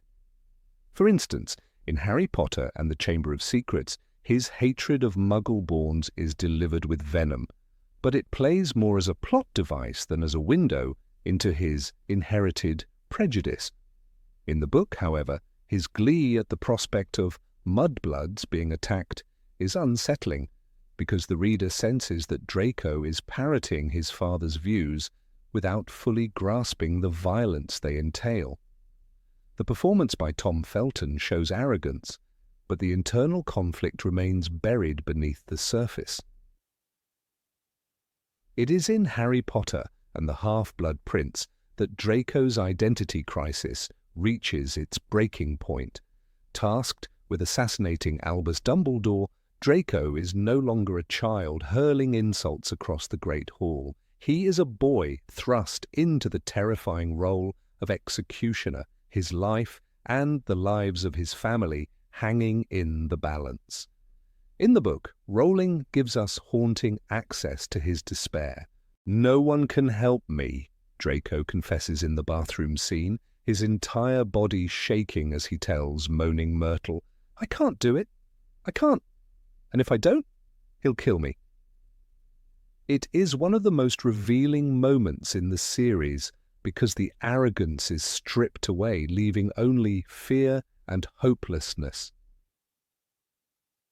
This bathroom scene never made it into the films, and its absence is one of the clearest examples of how the cinematic Draco became more of a shadow than a fully developed character. On screen, we see Draco gazing into mirrors, trembling with suppressed emotion, or crying silently in the bathroom before Harry confronts him. Tom Felton's performance gives us glimpses of vulnerability, but without the dialogue and confessions from the book, the audience misses how utterly crushed Draco is under the weight of Voldemort's command. The visual cues of fear are powerful, but they cannot substitute for the depth of Draco's own words. The moment on the astronomy tower, however, is faithfully captured. Standing before Dumbledore, wand shaking, Draco tries to summon the courage to kill. The book gives us his tortured hesitation. Draco Malfoy's wand hand was trembling so violently that he could not aim properly. His mouth was open, his eyes wide. He looked like a boy on the verge of tears. On screen, the image of Draco's quivering hands and anguished expression conveys his inner turmoil, but the decision to shorten the conversation robs the moment of its philosophical weight. In the book, Dumbledore appeals to Draco's better nature, telling him, "You are not a killer." That line carries the possibility of redemption, but the film trims their dialogue so that Draco's crisis becomes a silent performance, not the profound clash of morality and fear Rowling wrote. The differences between book and film versions of Draco matter because they reshape our perception of his identity. In the novels, Draco is a tragic figure, one whose life is shaped by the iron grip of his parents' ideology and the cruelty of a world at war. He is arrogant, yes, but that arrogance is revealed to be hollow when faced with the horrifying reality of murder. His inability to kill Dumbledore becomes the defining moment of his identity. He is not a killer, despite everything Voldemort and Lucius demand of him. In the films, we see the hesitation and fear, but the emotional journey feels condensed, almost hidden in the background of Harry's larger story. What makes Draco's identity crisis so poignant is the way it forces us to question the nature of choice and destiny. He did not choose to be raised in a household steeped in blood purity. He did not choose for Voldemort to rise again, nor to be given an impossible mission that would destroy him if he failed. Yet even within those constraints, Draco makes choices that matter. He chooses hesitation over cruelty on the tower. He chooses silence in the final book, when asked to identify Harry at Malfoy Manor. These small acts of resistance, however fragile, are the cracks in the mask of the Malfoy heir. They show us that identity is not fixed, even for someone so bound by tradition and fear. The quote from the bathroom scene, "I can't do it, and if I don't, he'll kill me," encapsulates this perfectly. Draco's voice is not the voice of a villain. It is the voice of a boy terrified of the impossible. The tragedy of the films is that without this confession, the audience cannot fully understand the magnitude of Draco's suffering. Instead, his identity is flattened into a frightened aristocrat, while the books reveal him as a young man crushed under the unbearable pressure of two worlds colliding. Tom Felton himself has spoken in interviews about how he viewed Draco as misunderstood rather than purely evil, and his haunted expressions in Half-Blood Prince testify to that interpretation. Yet, performance can only go so far without the narrative scaffolding the books provide. The bathroom scene, the intricate paranoia described by Rowling, the conversations with Myrtle, all of these are essential to Draco's identity as someone unraveling from within. Without them, the films leave gaps that the attentive reader of the books cannot ignore. By the time we reach Deathly Hallows, Draco has been hollowed out by his ordeal. In the book, the moment in Malfoy Manor when he hesitates to identify Harry is profound. He could not bring himself to betray them, though every instinct told him it would save him and his family. That hesitation shows how deeply his identity has shifted. He is no longer the boy eager to boast of bloodlines and family prestige. He is a boy who has learned the cost of cruelty and power, even if he lacks the courage to openly defy it. In the films, this hesitation is present, but it is fleeting, easy to miss in the chaos of the scene. The epilogue in both book and film leaves us with a Draco who is subdued, older, and seemingly reconciled with the world around him. Rowling's description of Draco on platform 9 3/4, his hair receding somewhat and his face pale, pointed with a look of haggard dignity, shows a man who has survived but bears the scars of what he endured. The films mirror this image, but again, without the full context of his unraveling, the weight of that quiet dignity is lost. We see a father sending his child to Hogwarts, but we do not see the years of despair that shaped him. Draco's story reminds us that identity is not always forged in moments of triumph, but often in moments of collapse. His bravado, his arrogance, his sneers, these were masks inherited from his father. When those masks fell away, what remained was a boy who could not bring himself to commit murder, who trembled under the eyes of Dumbledore, and who chose silence rather than betrayal. The films give us glimpses of this, but only the books allow us to walk beside Draco as his world collapses and his identity is reshaped by fear, despair, and the faint flickers of humanity that refused to die. In this way, Draco Malfoy becomes one of the most complex characters in the Harry Potter saga. He is not a hero, but neither is he the villain he once aspired to be. His crisis of identity is a story of survival under impossible circumstances, a story that the films touched upon but never fully explored. And perhaps that is why readers and viewers continue to debate him, because Draco is, at his core, a mirror of what it means to be trapped by expectation, yet still human enough to falter when faced with darkness. Number 21. Draco after the war. Draco Malfoy's transformation after the war is one of the most overlooked yet fascinating aspects of the Harry Potter universe. The boy we first met on the Hogwarts Express in Harry Potter, and the Philosopher's Stone, extending his hand to Harry with a mixture of arrogance and entitlement, seemed destined to remain a shallow antagonist. But life, both in the books and beyond, is rarely so simple. By the time we reach the aftermath of the Battle of Hogwarts, Draco's character has been broken down and reshaped, though the films never fully gave this arc the weight it deserved. In The Cursed Child, J.K. Rowling reveals a Draco who is no longer driven by pride or prejudice, but by grief, loneliness, and above all, devotion to his son Scorpius.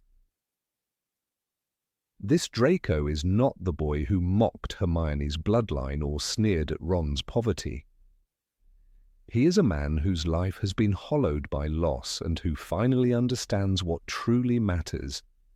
The films presented Tom Felton's Draco as a sneering foil to Harry, often lingering in the shadows of corridors or smirking across the Great Hall.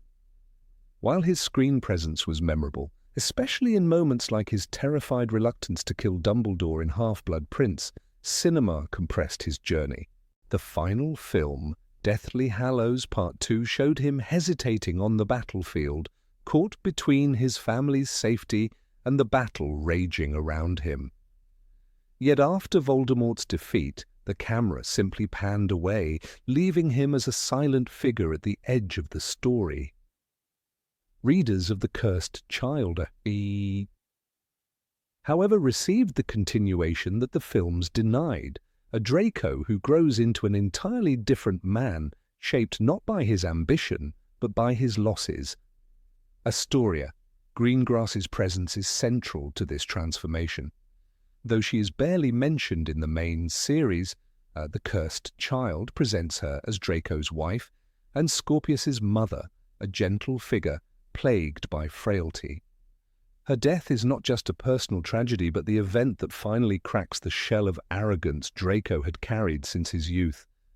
When he admits, "People always look at me, at my family, and think we were fine. But Astoria's death, it broke something in me. Scorpius is all I have left, and I would do anything to protect him." Readers glimpse a man stripped of pretense. This confession stands in stark contrast to the Draco of Hogwarts, who once would never have admitted weakness, much less confessed it so openly. His words remind us that survival alone does not grant peace. It merely ensures the pain must be carried forward. In comparing the literary Draco with the cinematic one, it becomes clear how much was left unexplored on screen. Felton's portrayal hinted at the inner conflict, his trembling hand in the astronomy tower, his eyes darting as he faced Dumbledore, the quaver in his voice as he confessed that Voldemort would kill him if he failed. Yet these glimpses were fragments, not the whole picture. The book Draco, especially in The Cursed Child, is a man whose arrogance has been burned away by fire and ash. He carries his family's name like a burden rather than a crown, and though he is not heroic in the traditional sense, he has become something rarer, a survivor who has learned compassion. One of the most poignant aspects of Draco's later life is his relationship with Scorpius Malfoy. Once, Draco's childhood revolved around his father's expectations, the Malfoy family's obsession with blood purity, and the weight of their status in wizarding society. But with Scorpius, Draco breaks this cycle. His devotion to his son is not rooted in pride, but in vulnerability. He sees in Scorpius not just the continuation of a family line, but his only anchor in a life defined by grief. When he confesses his protectiveness, it is not the voice of the spoiled boy who demanded attention at Hogwarts. It is the voice of a man who has lost too much already. In many ways, Scorpius becomes Draco's redemption, a symbol that change, however painful, is possible even for those who once seemed irredeemable. Rowling's decision to write Draco as a grieving widower and devoted father challenges the simplistic view of him as merely Harry's rival. In the main series, Their rivalry was painted in sharp strokes. Draco mocked, Harry retaliated, and the cycle repeated. By adulthood, however, the sharp edges have dulled. Draco has learned through tragedy that enemies can fade and that old grudges do not feed the soul. His interactions with Harry in The Cursed Child reveal a weary respect, even if not outright friendship. When Draco admits to Harry that loneliness has defined much of his adult life, readers feel the echo of all those years in which Draco, though surrounded by influence, never truly knew connection. This is a Draco who has finally learned the cost of isolation. The scars of the war are evident in every word and gesture. While Harry carried the weight of his fame and his battle with Voldemort, Draco bore the invisible weight of guilt. He was marked not with a scar on his forehead, but with the memory of choices he was too weak or too frightened to make differently. His family's allegiance to Voldemort, his own failed attempts to murder Dumbledore, and his presence in the battle for Hogwarts, all of these shaped him into a man haunted by ghosts. Unlike Harry, who found healing in family and friendship, Draco's healing was slower, jagged, and incomplete. His survival was never a triumphant banner, it was simply a reminder that he had lived through a war that consumed too many. What makes this evolution so compelling is the way it mirrors reality. So often people expect villains to receive either punishment or redemption, but Draco exists in the space between. He was not punished like the Death Eaters who were sent to Azkaban, nor was he celebrated like Harry and his friends. Instead, he lived on, forced to reconcile with the ruins of his choices. The Cursed Child dares to ask, what happens when the war ends and the villains, minor or major, must go on with their lives? In Draco's case, the answer is painful but human. He becomes a man who finally understands the fragility of life and the hollowness of power. The irony lies in how the boy who once boasted of his bloodline now stands humbled by love. Draco's youthful arrogance was always rooted in the belief that his name and family gave him superiority. By adulthood, however, those same markers of status only isolate him further. Other parents distrust him, rumors swirl around Scorpius, and Draco is left to navigate the wreckage of a legacy that once seemed so powerful. The transformation is not about erasing the past, but about enduring its consequences.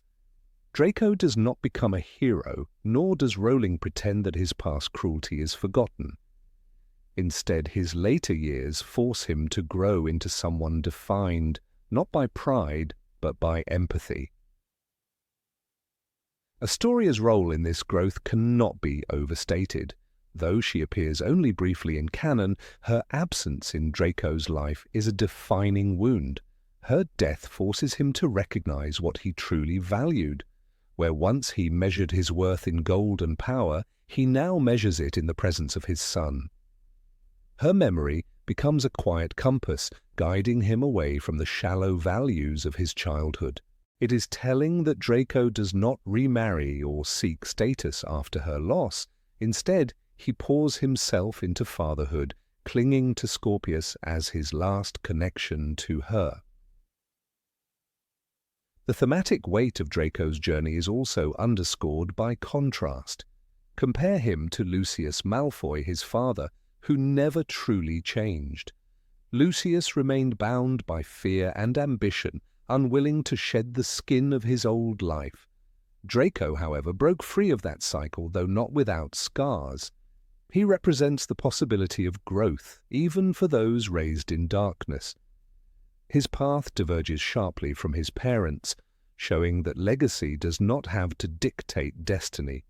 It is not redemption in the grand sense, but it is change, and change is perhaps the most human act of all. Draco's evolution also serves as a reflection on survival. Rowling reminds us that to survive is not to be unscathed. Harry survived with a scar and nightmares, but Draco survived with emptiness and guilt. Both carry their pasts differently, and both remind us that war does not create clean endings. Draco's continued presence, particularly in The Cursed Child, ensures that readers cannot simply dismiss him as a childhood bully. Instead, we must acknowledge him as a man who has been reshaped by grief, a man whose survival demanded that he confront his past and redefine his future. Even the imagery surrounding Draco shifts across time. In Hogwarts, he was the boy with slicked hair, polished shoes, and a sneer ready at every moment. In adulthood, he is described as weary, older than his years, and burdened by sorrow. His outward appearance mirrors the internal transformation, the shine of arrogance replaced by the dull weight of survival. The films, in leaving him as a silent figure at the battle's end, missed the chance to show this metamorphosis. But in literature, we are granted the privilege of seeing him wrestle with the consequences, and in that wrestling, he becomes more real than ever before. Ultimately, Draco's story reminds us that closure is not always dramatic. There is no grand moment where he saves the day or declares himself reformed. Instead, there is a quiet resilience, a father raising a son, a man mourning a wife, a survivor living with scars. His journey is not about redemption in the eyes of the world, but about finding meaning in the fragments left behind. The Cursed Child does what the films could not. It allows Draco Malfoy to live, to grieve, and to love in a way that feels both fragile and profound. In this, Draco is no longer the sneering boy of Slytherin. He is a man who has learned, through pain and loss, what it means to endure. Number 22, Draco and Crabbe and Goyle. Draco Malfoy's presence in the Harry Potter series has always been deeply tied to the hulking shadows of Vincent Crabbe and Gregory Goyle. In J.K. Rowling's books, their role is clear from the very beginning. They are his bodyguards, his echo chamber, and his shield against the world. Whenever Draco unleashes one of his trademark barbed insults, Crabbe and Goyle are there to laugh, to intimidate, or to block an escape route. In Harry Potter and the Philosopher's Stone, Rowling writes with striking clarity. Crabbe and Goyle, who were always ready to do as Malfoy said, lumbered into the train compartment, blocking the doorway with their shoulders. This early image sets the tone for Draco's portrayal in the books. He is not a solitary antagonist, but a boy who gains courage from the physical presence of others. Yet when we turn to the films, that balance of power shifts. Crabbe and Goyle fade into the background until they are nearly indistinguishable from the other Slytherins, and by the final installments, the trio dynamic is broken entirely. One of the most fascinating aspects of this difference is the way it reshapes Draco's personality on screen. In the novels, Draco is constantly buoyed by the silent affirmation of his companions. He speaks with the confidence of someone who knows he cannot be touched, because Crabbe and Goyle are there to enforce his words. Their stupidity is not a weakness but an asset, because it allows Draco to appear clever in contrast. As Rowling notes in Harry Potter and the Prisoner of Azkaban, Draco's bullying often relied on their strength. Crabbe and Goyle chuckled sycophantically at Malfoy's words, as if they were a highly amusing joke. This laughter, forced and repetitive, creates a rhythm in the books that underlines Draco's arrogance. In the films, however, this chorus of agreement is absent.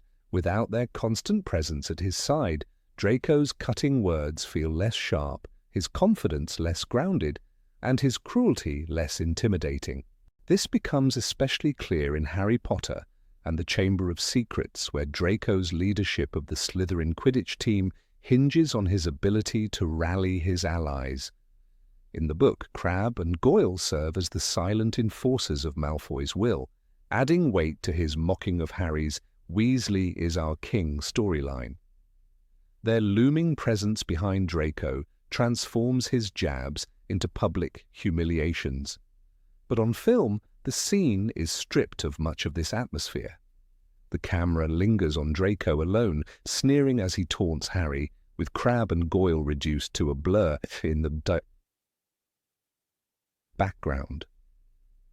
The absence of their visible menace changes the audience's perception.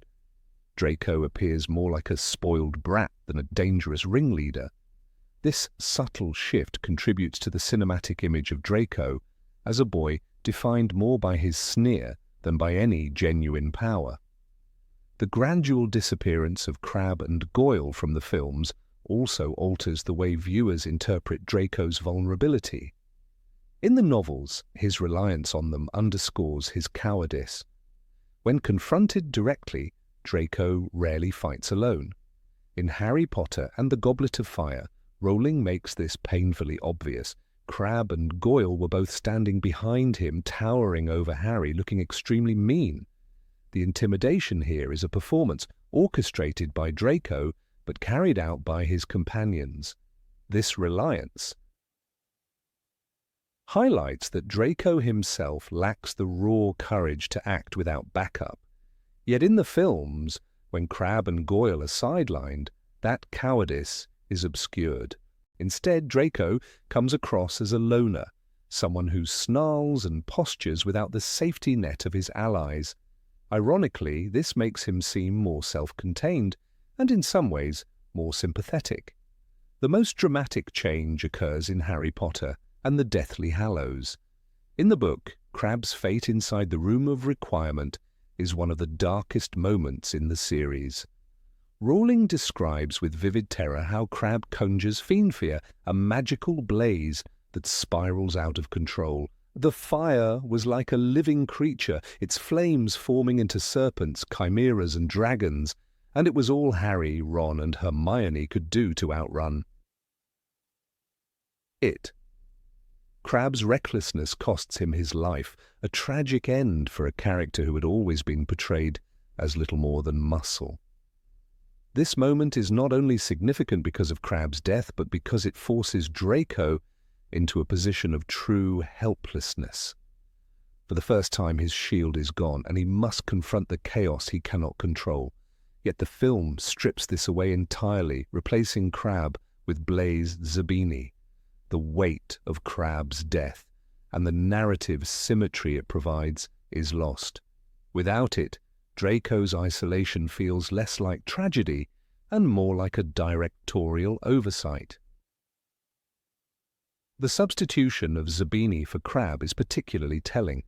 Blaise Zabini, who appears in the books as a vain and aloof figure, was never meant to fill the role of Malfoy's enforcer. His sudden presence in the Room of Requirement feels artificial, as if the filmmakers simply needed a third Slytherin body to complete the scene. The decision erases the years of build-up that had tied Draco, Crabbe and Goyle together as an inseparable trio. Readers who remembered the slow, lumbering loyalty of Crabbe and Goyle might have felt a pang of loss at Crabbe's demise in the book. Viewers of the films, however, experienced none of this emotional resonance because the dynamic had never been developed on screen with the same care. By downplaying Crabbe and Goyle, the films also inadvertently soften Draco's role as a ringleader. In the books, he thrives on the illusion of power created by their constant support. He struts through corridors with his shadows in tow, a schoolyard tyrant made formidable by the presence of his guards. The image is vivid in Harry Potter and the Half-Blood Prince when Harry overhears Draco's conversation on the train. Crabbe and Goyle were standing guard outside the compartment, looking menacing and keeping watch for teachers. Draco is portrayed as someone who commands others to do his bidding, a boy rehearsing for the role of the villain he believes he is destined to become. In the films, however, Draco's plotting is shown in solitude. His lonely trips through the corridors and silent brooding in the castle towers emphasize his isolation rather than his authority. This shift also reshapes the audience's perception of Draco's family dynamics. In the novels, his swaggering with Crabbe and Goyle is a direct reflection of the values instilled by Lucius Malfoy. The belief that status and intimidation are more important than individual merit. Draco learns to command loyalty without earning it, relying instead on his family's wealth and influence. Crabbe and Goyle's devotion is less about friendship than about the Malfoys' position in wizarding society. By contrast, the films present Draco as a far more tragic figure, burdened by the weight of his father's expectations and the fear of Voldemort's wrath. Without his companions, his loneliness becomes the central theme of his arc. The filmmakers, perhaps unintentionally, transform him from a symbol of entitled cruelty into a boy drowning in expectations. The absence of Crabbe and Goyle also has consequences for how the Slytherin house itself is portrayed. In the books, the two function as archetypes of the brutish side of Slytherin, reinforcing the stereotype that ambition often comes hand in hand with moral compromise. They serve as a contrast to more complex characters like Pansy Parkinson or Blaise Zabini, who embody vanity or aloofness rather than brute force. In the films, Slytherin loses this diversity of menace. Instead, the house becomes defined almost entirely by Draco's brooding and the sneers of anonymous background students. The texture of Slytherin, with its layers of cruelty and loyalty, is flattened into something far less vivid. The loss of Crabbe and Goyle's comic relief is another subtle change. In the books, their stupidity provides a counterpoint to Draco's sharp tongue. Rowling often uses them as the butt of jokes, highlighting their inability to grasp complex ideas. In Harry Potter and the Philosopher's Stone, their attempt to steal food from Harry is written with slapstick humor. Crabbe reached for a chocolate frog but toppled the pile of cauldron cakes onto Goyle's lap. These moments remind readers that Draco's gang is not truly formidable but a caricature of intimidation. The films, by erasing these small incidents, allow Draco's cruelty to stand untempered by humor. His presence becomes colder, more detached, and less textured. The diminishing of Crabbe and Goyle also removes an important mirror for Harry's own friendships. Just as Harry, Ron and Hermione represent a trio bound by loyalty, intellect and courage, Draco, Crabbe and Goyle form a distorted reflection of that bond, one built on fear, hierarchy and manipulation. The books frequently emphasize this parallel, forcing readers to consider the different ways power can manifest in groups of three. By sidelining Crabbe and Goyle, the films miss an opportunity to reinforce this structural contrast. Instead, Draco becomes a lone antagonist, stripped of the relational dynamics that make his character so effective on the page. Another striking difference is how these omissions affect the climactic scenes at Hogwarts. In the novels, the trio of Draco, Crabbe and Goyle symbolize the persistence of cruelty even in the face of war.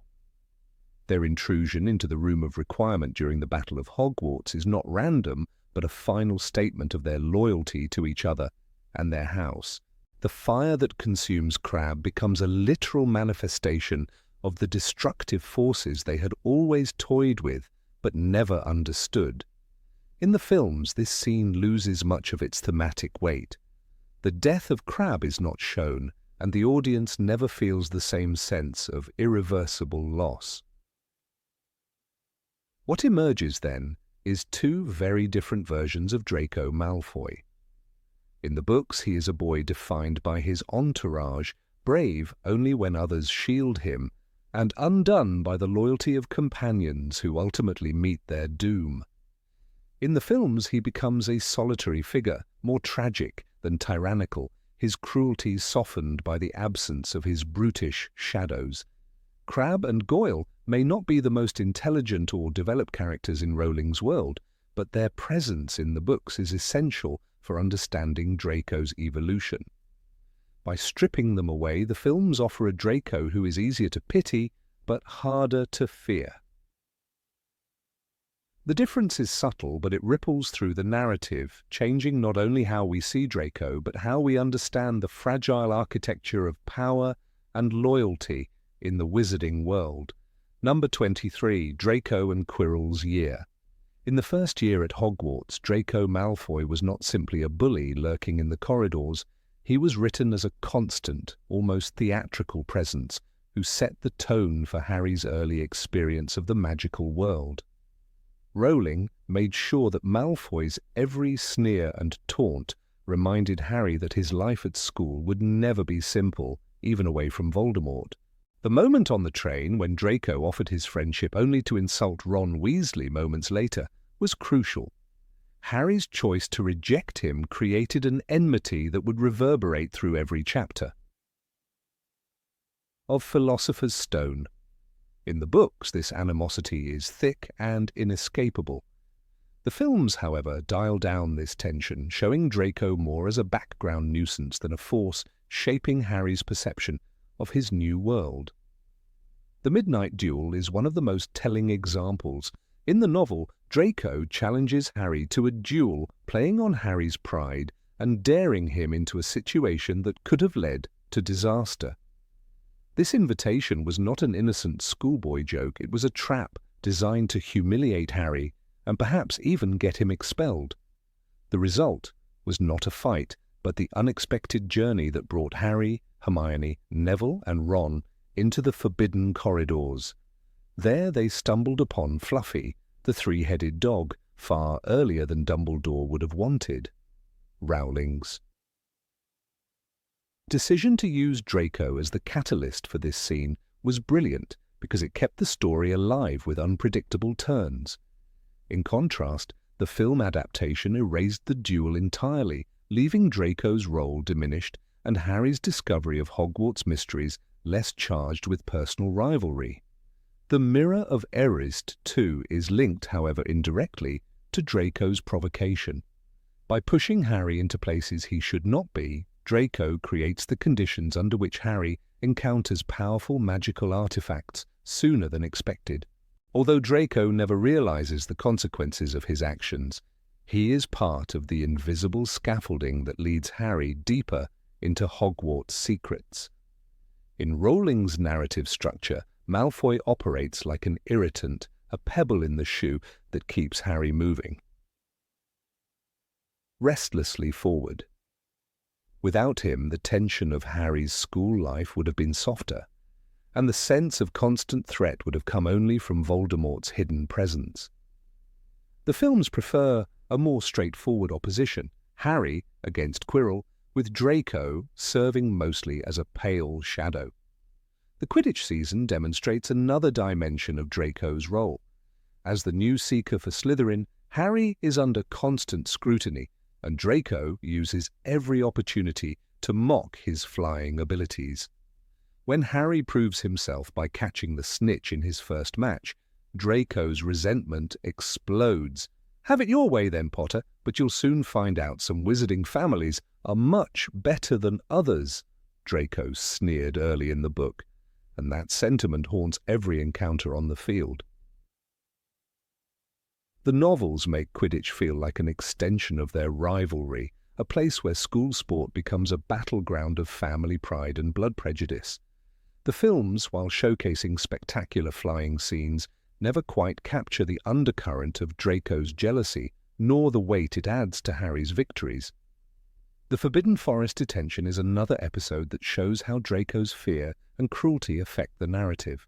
In the novel, when he accompanies Harry, Neville and Fang into the dark woods, he tries to terrify his classmates by scaring Neville. Yet the real terror comes when they encounter the cloaked figure drinking unicorn blood. Draco screams and flees, revealing his cowardice in sharp contrast to Harry's reluctant bravery. This moment is essential because it deepens Draco's characterization. He is not only a bully but also someone whose mask cracks under true danger. In the film, this sequence exists but feels stripped down. The tension between Draco's taunts and his collapse under fear is not explored with the same depth, leaving the audience with a flatter impression of his role. Draco also functions as a mirror of the values Harry rejects. When he mocks Hagrid, derides Hermione as a mudblood in later years, or flaunts his family's wealth, Draco is embodying the very prejudices Harry grows determined to resist. The first book establishes this opposition early and clearly. Harry hears Draco belittle Ron for his second-hand robes and threadbare family background, and the reader understands instantly that this is not merely childish meanness, but the voice of a system built on bloodlines and privilege.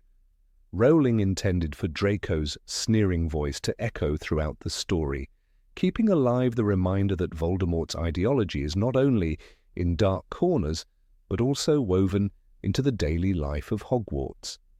The film series hints at this, but by downplaying Draco's constant needling in the first installment, it loses much of the atmosphere of everyday hostility that Rowling constructed.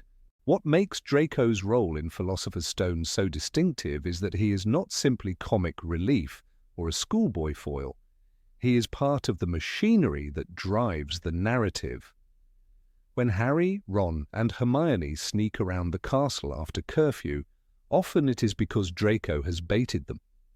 The midnight duel could have ended with the trio expelled, and even though the plan backfired, it propelled them into discoveries that shaped the rest of the book. By removing this subplot, the film eliminates the sense that Draco is a dangerous presence whose schemes might accidentally alter the course of events. This shift makes the first movie more linear and less layered than the novel. Rowling uses Draco's arrogance to heighten Harry's insecurities. In their first flying lesson, when Draco sneers at Neville's accident and steals his Remembrall, it pushes Harry into action. That moment not only proves Harry's talent as a seeker, but also introduces the theme that courage often arises in the face of injustice. Draco's sneer, therefore, is the trigger for one of the defining events of Harry's school career. In the film, the sequence is condensed, and while the key outcome remains, the texture of Draco's spite and its impact on Harry's development is reduced. A viewer unfamiliar with the book might see the scene as a simple chance occurrence rather than the result of Draco's deliberate cruelty. The tension between Draco and Harry in the first book also provides a necessary distraction from the darker threat of Quirrell and Voldemort. While readers know something sinister is happening beneath the surface, Draco's constant meddling ensures that Harry's days are filled with smaller, more immediate conflicts. This layering is critical. It keeps the story grounded in the reality of school life while slowly drawing the reader toward the grander battle of good and evil. The films, eager to streamline, focus heavily on the Voldemort-Quirrell plotline, but in doing so, they deprive Harry's school year of the texture that makes the novel so compelling. Another overlooked detail is how Draco influences Harry's social circle. By openly mocking Ron and dismissing Hermione, Draco strengthens Harry's bond with them. His hostility creates a shared sense of being targets, which unites the trio more firmly. In this way, Draco is almost paradoxically responsible for solidifying the friendship that defines the series. In the book, his role as the external threat is clear. The films touch on this dynamic but never emphasize how crucial Draco's cruelty was to Harry's early choices in friends and allies. Even the smallest details of Draco's behavior carry weight in the book. When he tries to frighten Neville during detention, or when he sneers at Hagrid's teaching, the reader sees how he embodies the arrogance of his family. Lucius Malfoy's shadow looms over Draco's every act, and by extension, over Harry's first year. The reader is reminded that Draco is not only a spoiled child, but also the heir of a darker ideology that will challenge Harry throughout his life. The film captures Draco's sneer, but not the depth of his role as a link to Voldemort's world. By the end of Philosopher's Stone, Draco has not succeeded in sabotaging Harry, but his attempts leave lasting impressions. Harry's sense of vigilance, his loyalty to his friends, and his defiance of injustice are all sharpened because of Draco's provocations.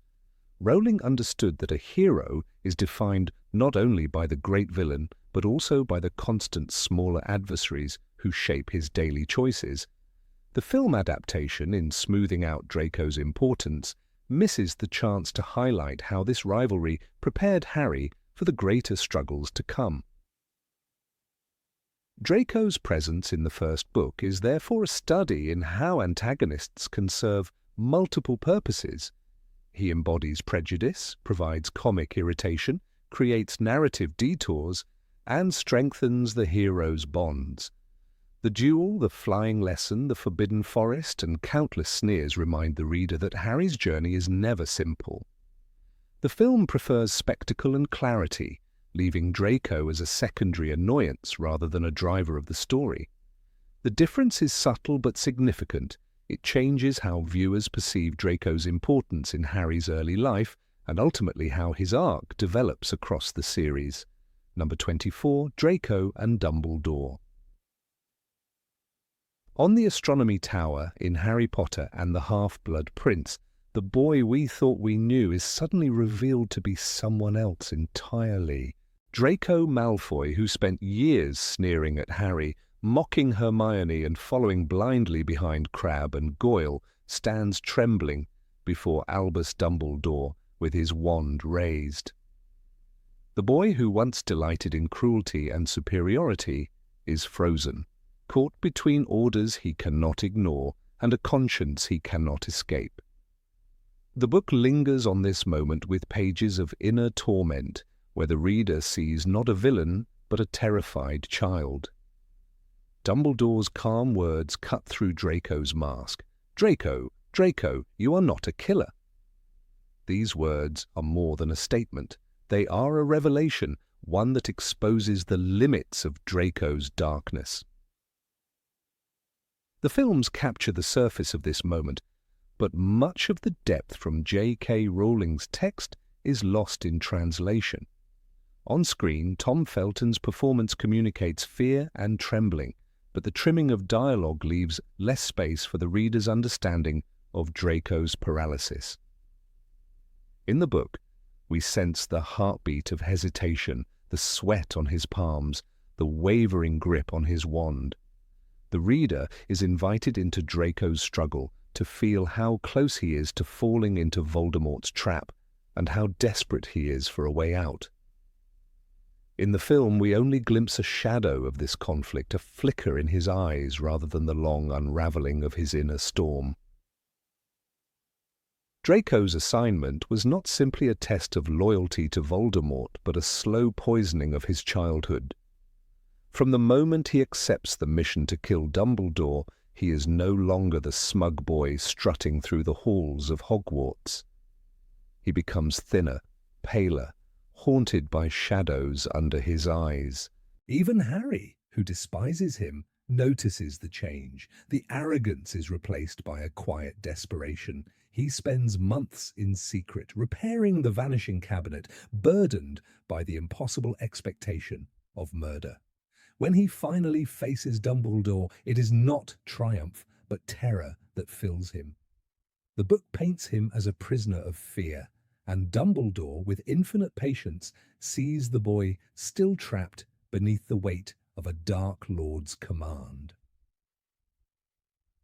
One of the most poignant aspects of this scene is the way Dumbledore offers Draco mercy, even at the edge of death. He does not raise his wand, though he is fully capable of defending himself.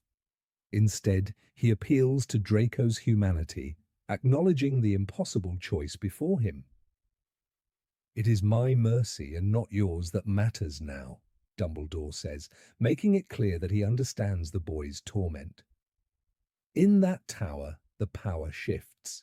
It is not Draco who holds the upper hand, but Dumbledore, who with quiet compassion disarms the very purpose of the mission. The moment is a study in contrast. The Dark Lord demanded blood, yet the headmaster offers redemption. Tom Felton's portrayal of Draco in the film deserves recognition, for he embodies the quivering uncertainty of a boy standing on the edge of damnation. His face tightens with grief and fear, his wand trembles, and the silence around him becomes louder than any words. Yet without the extended passages of the book, viewers lose the richness of Dumbledore's reasoning and Draco's endless hesitation. The book invites us to pause on every heartbeat, every missed chance, and every plea from Dumbledore. The film, needing to move swiftly towards Snape's arrival, compresses this battle of conscience into minutes rather than pages. What makes this moment so tragic is that Draco is revealed as someone who cannot fulfill the destiny imposed upon him. Voldemort miscalculated by entrusting such a task to a boy, assuming cruelty and arrogance were enough to forge a killer, but Rowling shows us that beneath Draco's mask lies a fragile humanity. He is capable of malice, of insult, of cowardice, but he is not capable of murder. "I don't want your help! Don't you understand?" he cries in the book, voice cracking under the weight of his burden. The words spill out as a confession, proof that he is drowning, unable to swim to either shore. This scene alters Draco's role in the series forever. Before, he was a foil to Harry, the privileged bully, sneering at Gryffindors and reveling in his bloodline. But on the tower, his character fractures into complexity. He is no longer a mere antagonist, but a tragic figure, trapped in a war he cannot escape. Even Harry, watching from the shadows, sees the truth. This recognition carries into later books, particularly in Deathly Hallows, where Harry saves Draco multiple times during the Battle of Hogwarts. The seed of that mercy lies here, in the Astronomy Tower, when Harry sees a boy broken by expectations too heavy for his shoulders. The artistry of Rowling's writing is the way she layers Draco's torment with Dumbledore's composure. Dumbledore never flinches, never mocks, never raises his voice. He becomes both judge and savior, speaking not to the mask of Malfoy arrogance, but to the frightened child beneath. "You are very nearly done, very nearly finished," he tells Draco, urging him to recognize that surrender is not weakness. It is as though Dumbledore himself becomes the father figure Draco never truly had, offering guidance in the final moment of crisis. Lucius Malfoy had trained his son to value blood purity and ambition, but it is Dumbledore who shows him the value of mercy. In the cinematic adaptation, the quiet confrontation is beautifully shot with moonlight washing over Draco's pale face. Yet the absence of dialogue diminishes the gravity of the struggle. We are left with gestures and silence, which, while powerful, do not convey the full extent of Draco's turmoil. In the book, the dialogue stretches like a taut string, vibrating with fear and possibility. The reader is suspended between two outcomes, knowing that the choice will define Draco forever. This is where the magic of literature surpasses the screen. The space between words allows the imagination to dwell on every pause, every tear, every trembling breath. Draco's tragedy lies in his inability to choose either path fully. He cannot kill Dumbledore, but he also cannot defy Voldemort. He hesitates until Severus Snape steps in, performing the act Draco could not commit. This intervention spares Draco from becoming a murderer, but condemns him to the guilt of knowing that someone else carried the burden he was too weak to bear. The films show this moment with visual shock, but the book allows us to feel the crushing relief and shame Draco experiences. He is spared, yet broken, saved, yet scarred. When readers look back at Draco after this moment, they no longer see only the arrogant Slytherin from earlier years. They see a boy who bore a task beyond his years, who stood at the edge of darkness and faltered. That faltering is his salvation. his inability to kill becomes the last thread of his humanity. It is why years later in Deathly Hallows he does not expose Harry in Malfoy manner, and why, on the battlefield, his role is that of a survivor rather than a soldier. The astronomy tower reveals the core of Draco Malfoy, frightened, fragile, and still human. The transformation is subtle but lasting. In the films, his arc seems thinner, but Tom Felton's haunted expressions echo the truth of the books. Viewers can see the torment in his eyes, even if the words are missing.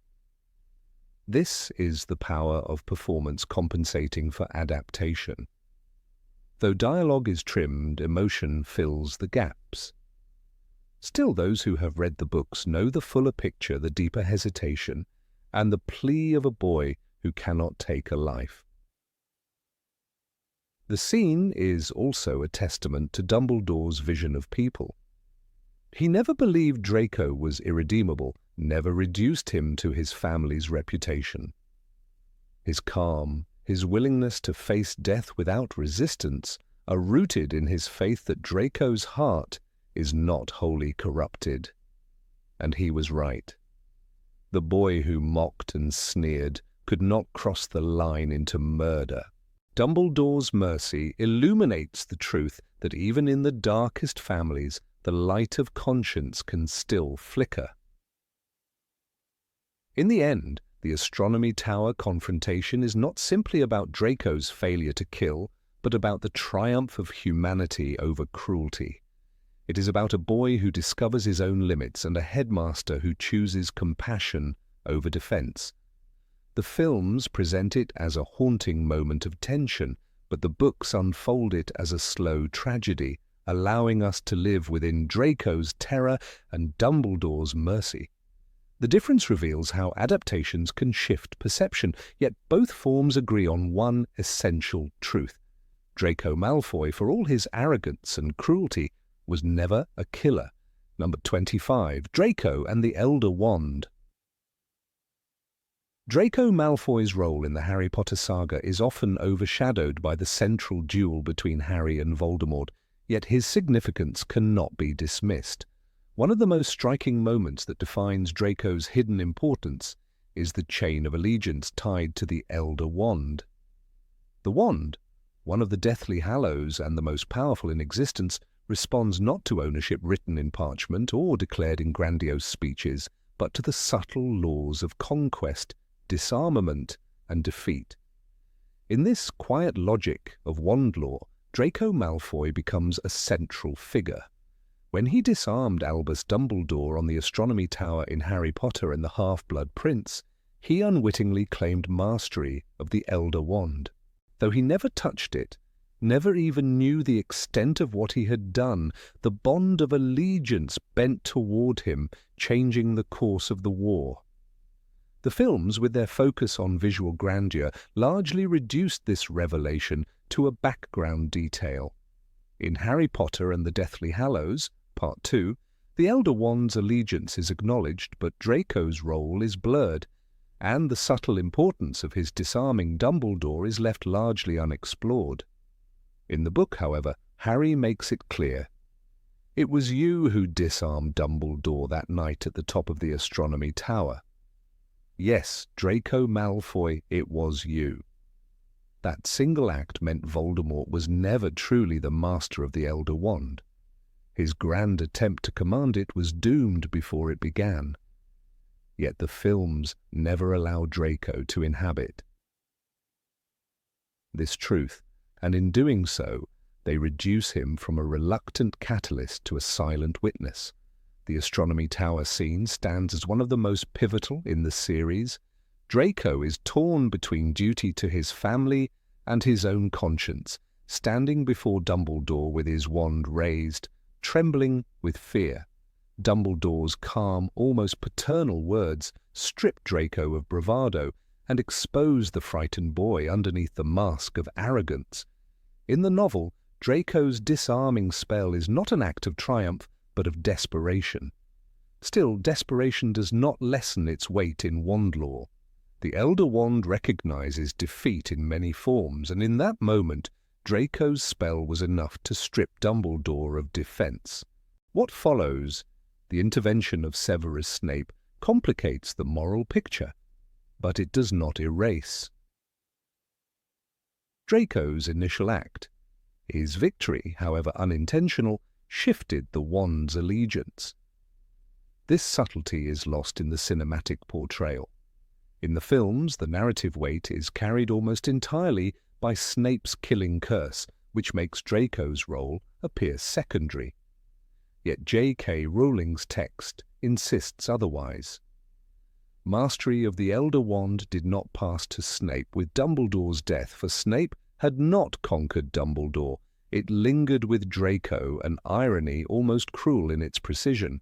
A boy burdened with fear, with no appetite for true power, became for a time the unseen owner of the deadliest wand in magical history. The irony becomes sharper when Voldemort takes the Elder Wand from Dumbledore's tomb. To the Dark Lord, the theft was a triumph. He believed mastery lay in possession, that dominance was measured by sheer force. But Voldemort's understanding of magic was flawed by arrogance. He failed to ask the deeper question, who had truly defeated Dumbledore? His mistake was catastrophic, for it blinded him to the chain of events set in motion by Draco. Harry alone uncovered the truth, piecing together the wand's allegiance with quiet insight. He saw what Voldemort could not, that the chain had passed from Dumbledore to Draco, and later from Draco to Harry himself in Malfoy Manor. This moment in Malfoy Manor is the second hinge of the story. When Harry wrested Draco's wand away during their chaotic escape, he unknowingly claimed mastery of the Elder Wand. That act of disarmament sealed the fate of Voldemort. The Elder Wand would not kill its true master, and in the climactic duel it refused to obey Voldemort's command, rebounding his killing curse upon himself. Draco's actions, therefore, were not mere background noise. Without his trembling Expelliarmus on the Astronomy Tower, Harry could never have become the rightful master. Draco set the wheel in motion. The films brush past this with a kind of hurried efficiency, granting no moment of recognition to Draco. He is left as a pale, hesitant figure, often reduced to standing silently in the shadows, his inner conflict hinted at but never fully explored. The novel, by contrast, threads his significance carefully through the wand lore, making him a silent pivot of fate. By omitting this recognition, the films not only rob Draco of his quiet triumph, but also deprive the audience of one of Rowling's most elegant ironies. The boy groomed to serve Voldemort becomes, unknowingly, the weak link that undoes him. Draco's accidental mastery of the Elder Wand also deepens his character beyond the role of a schoolyard antagonist. For much of the series, he is presented as Harry's foil, arrogant, cruel, and a mirror of privilege. But in the 6th and 7th books, Draco becomes something more complex, a reluctant participant in darkness. He hesitates, he falters, he feels the crushing weight of expectation from his family and the Dark Lord. When Harry later reveals Draco's role in disarming Dumbledore, it reframes Draco not as a coward, but as someone whose unwillingness to fully surrender to Voldemort's ideology allowed him, unintentionally, to tip the scales. His weakness became the story's hidden strength.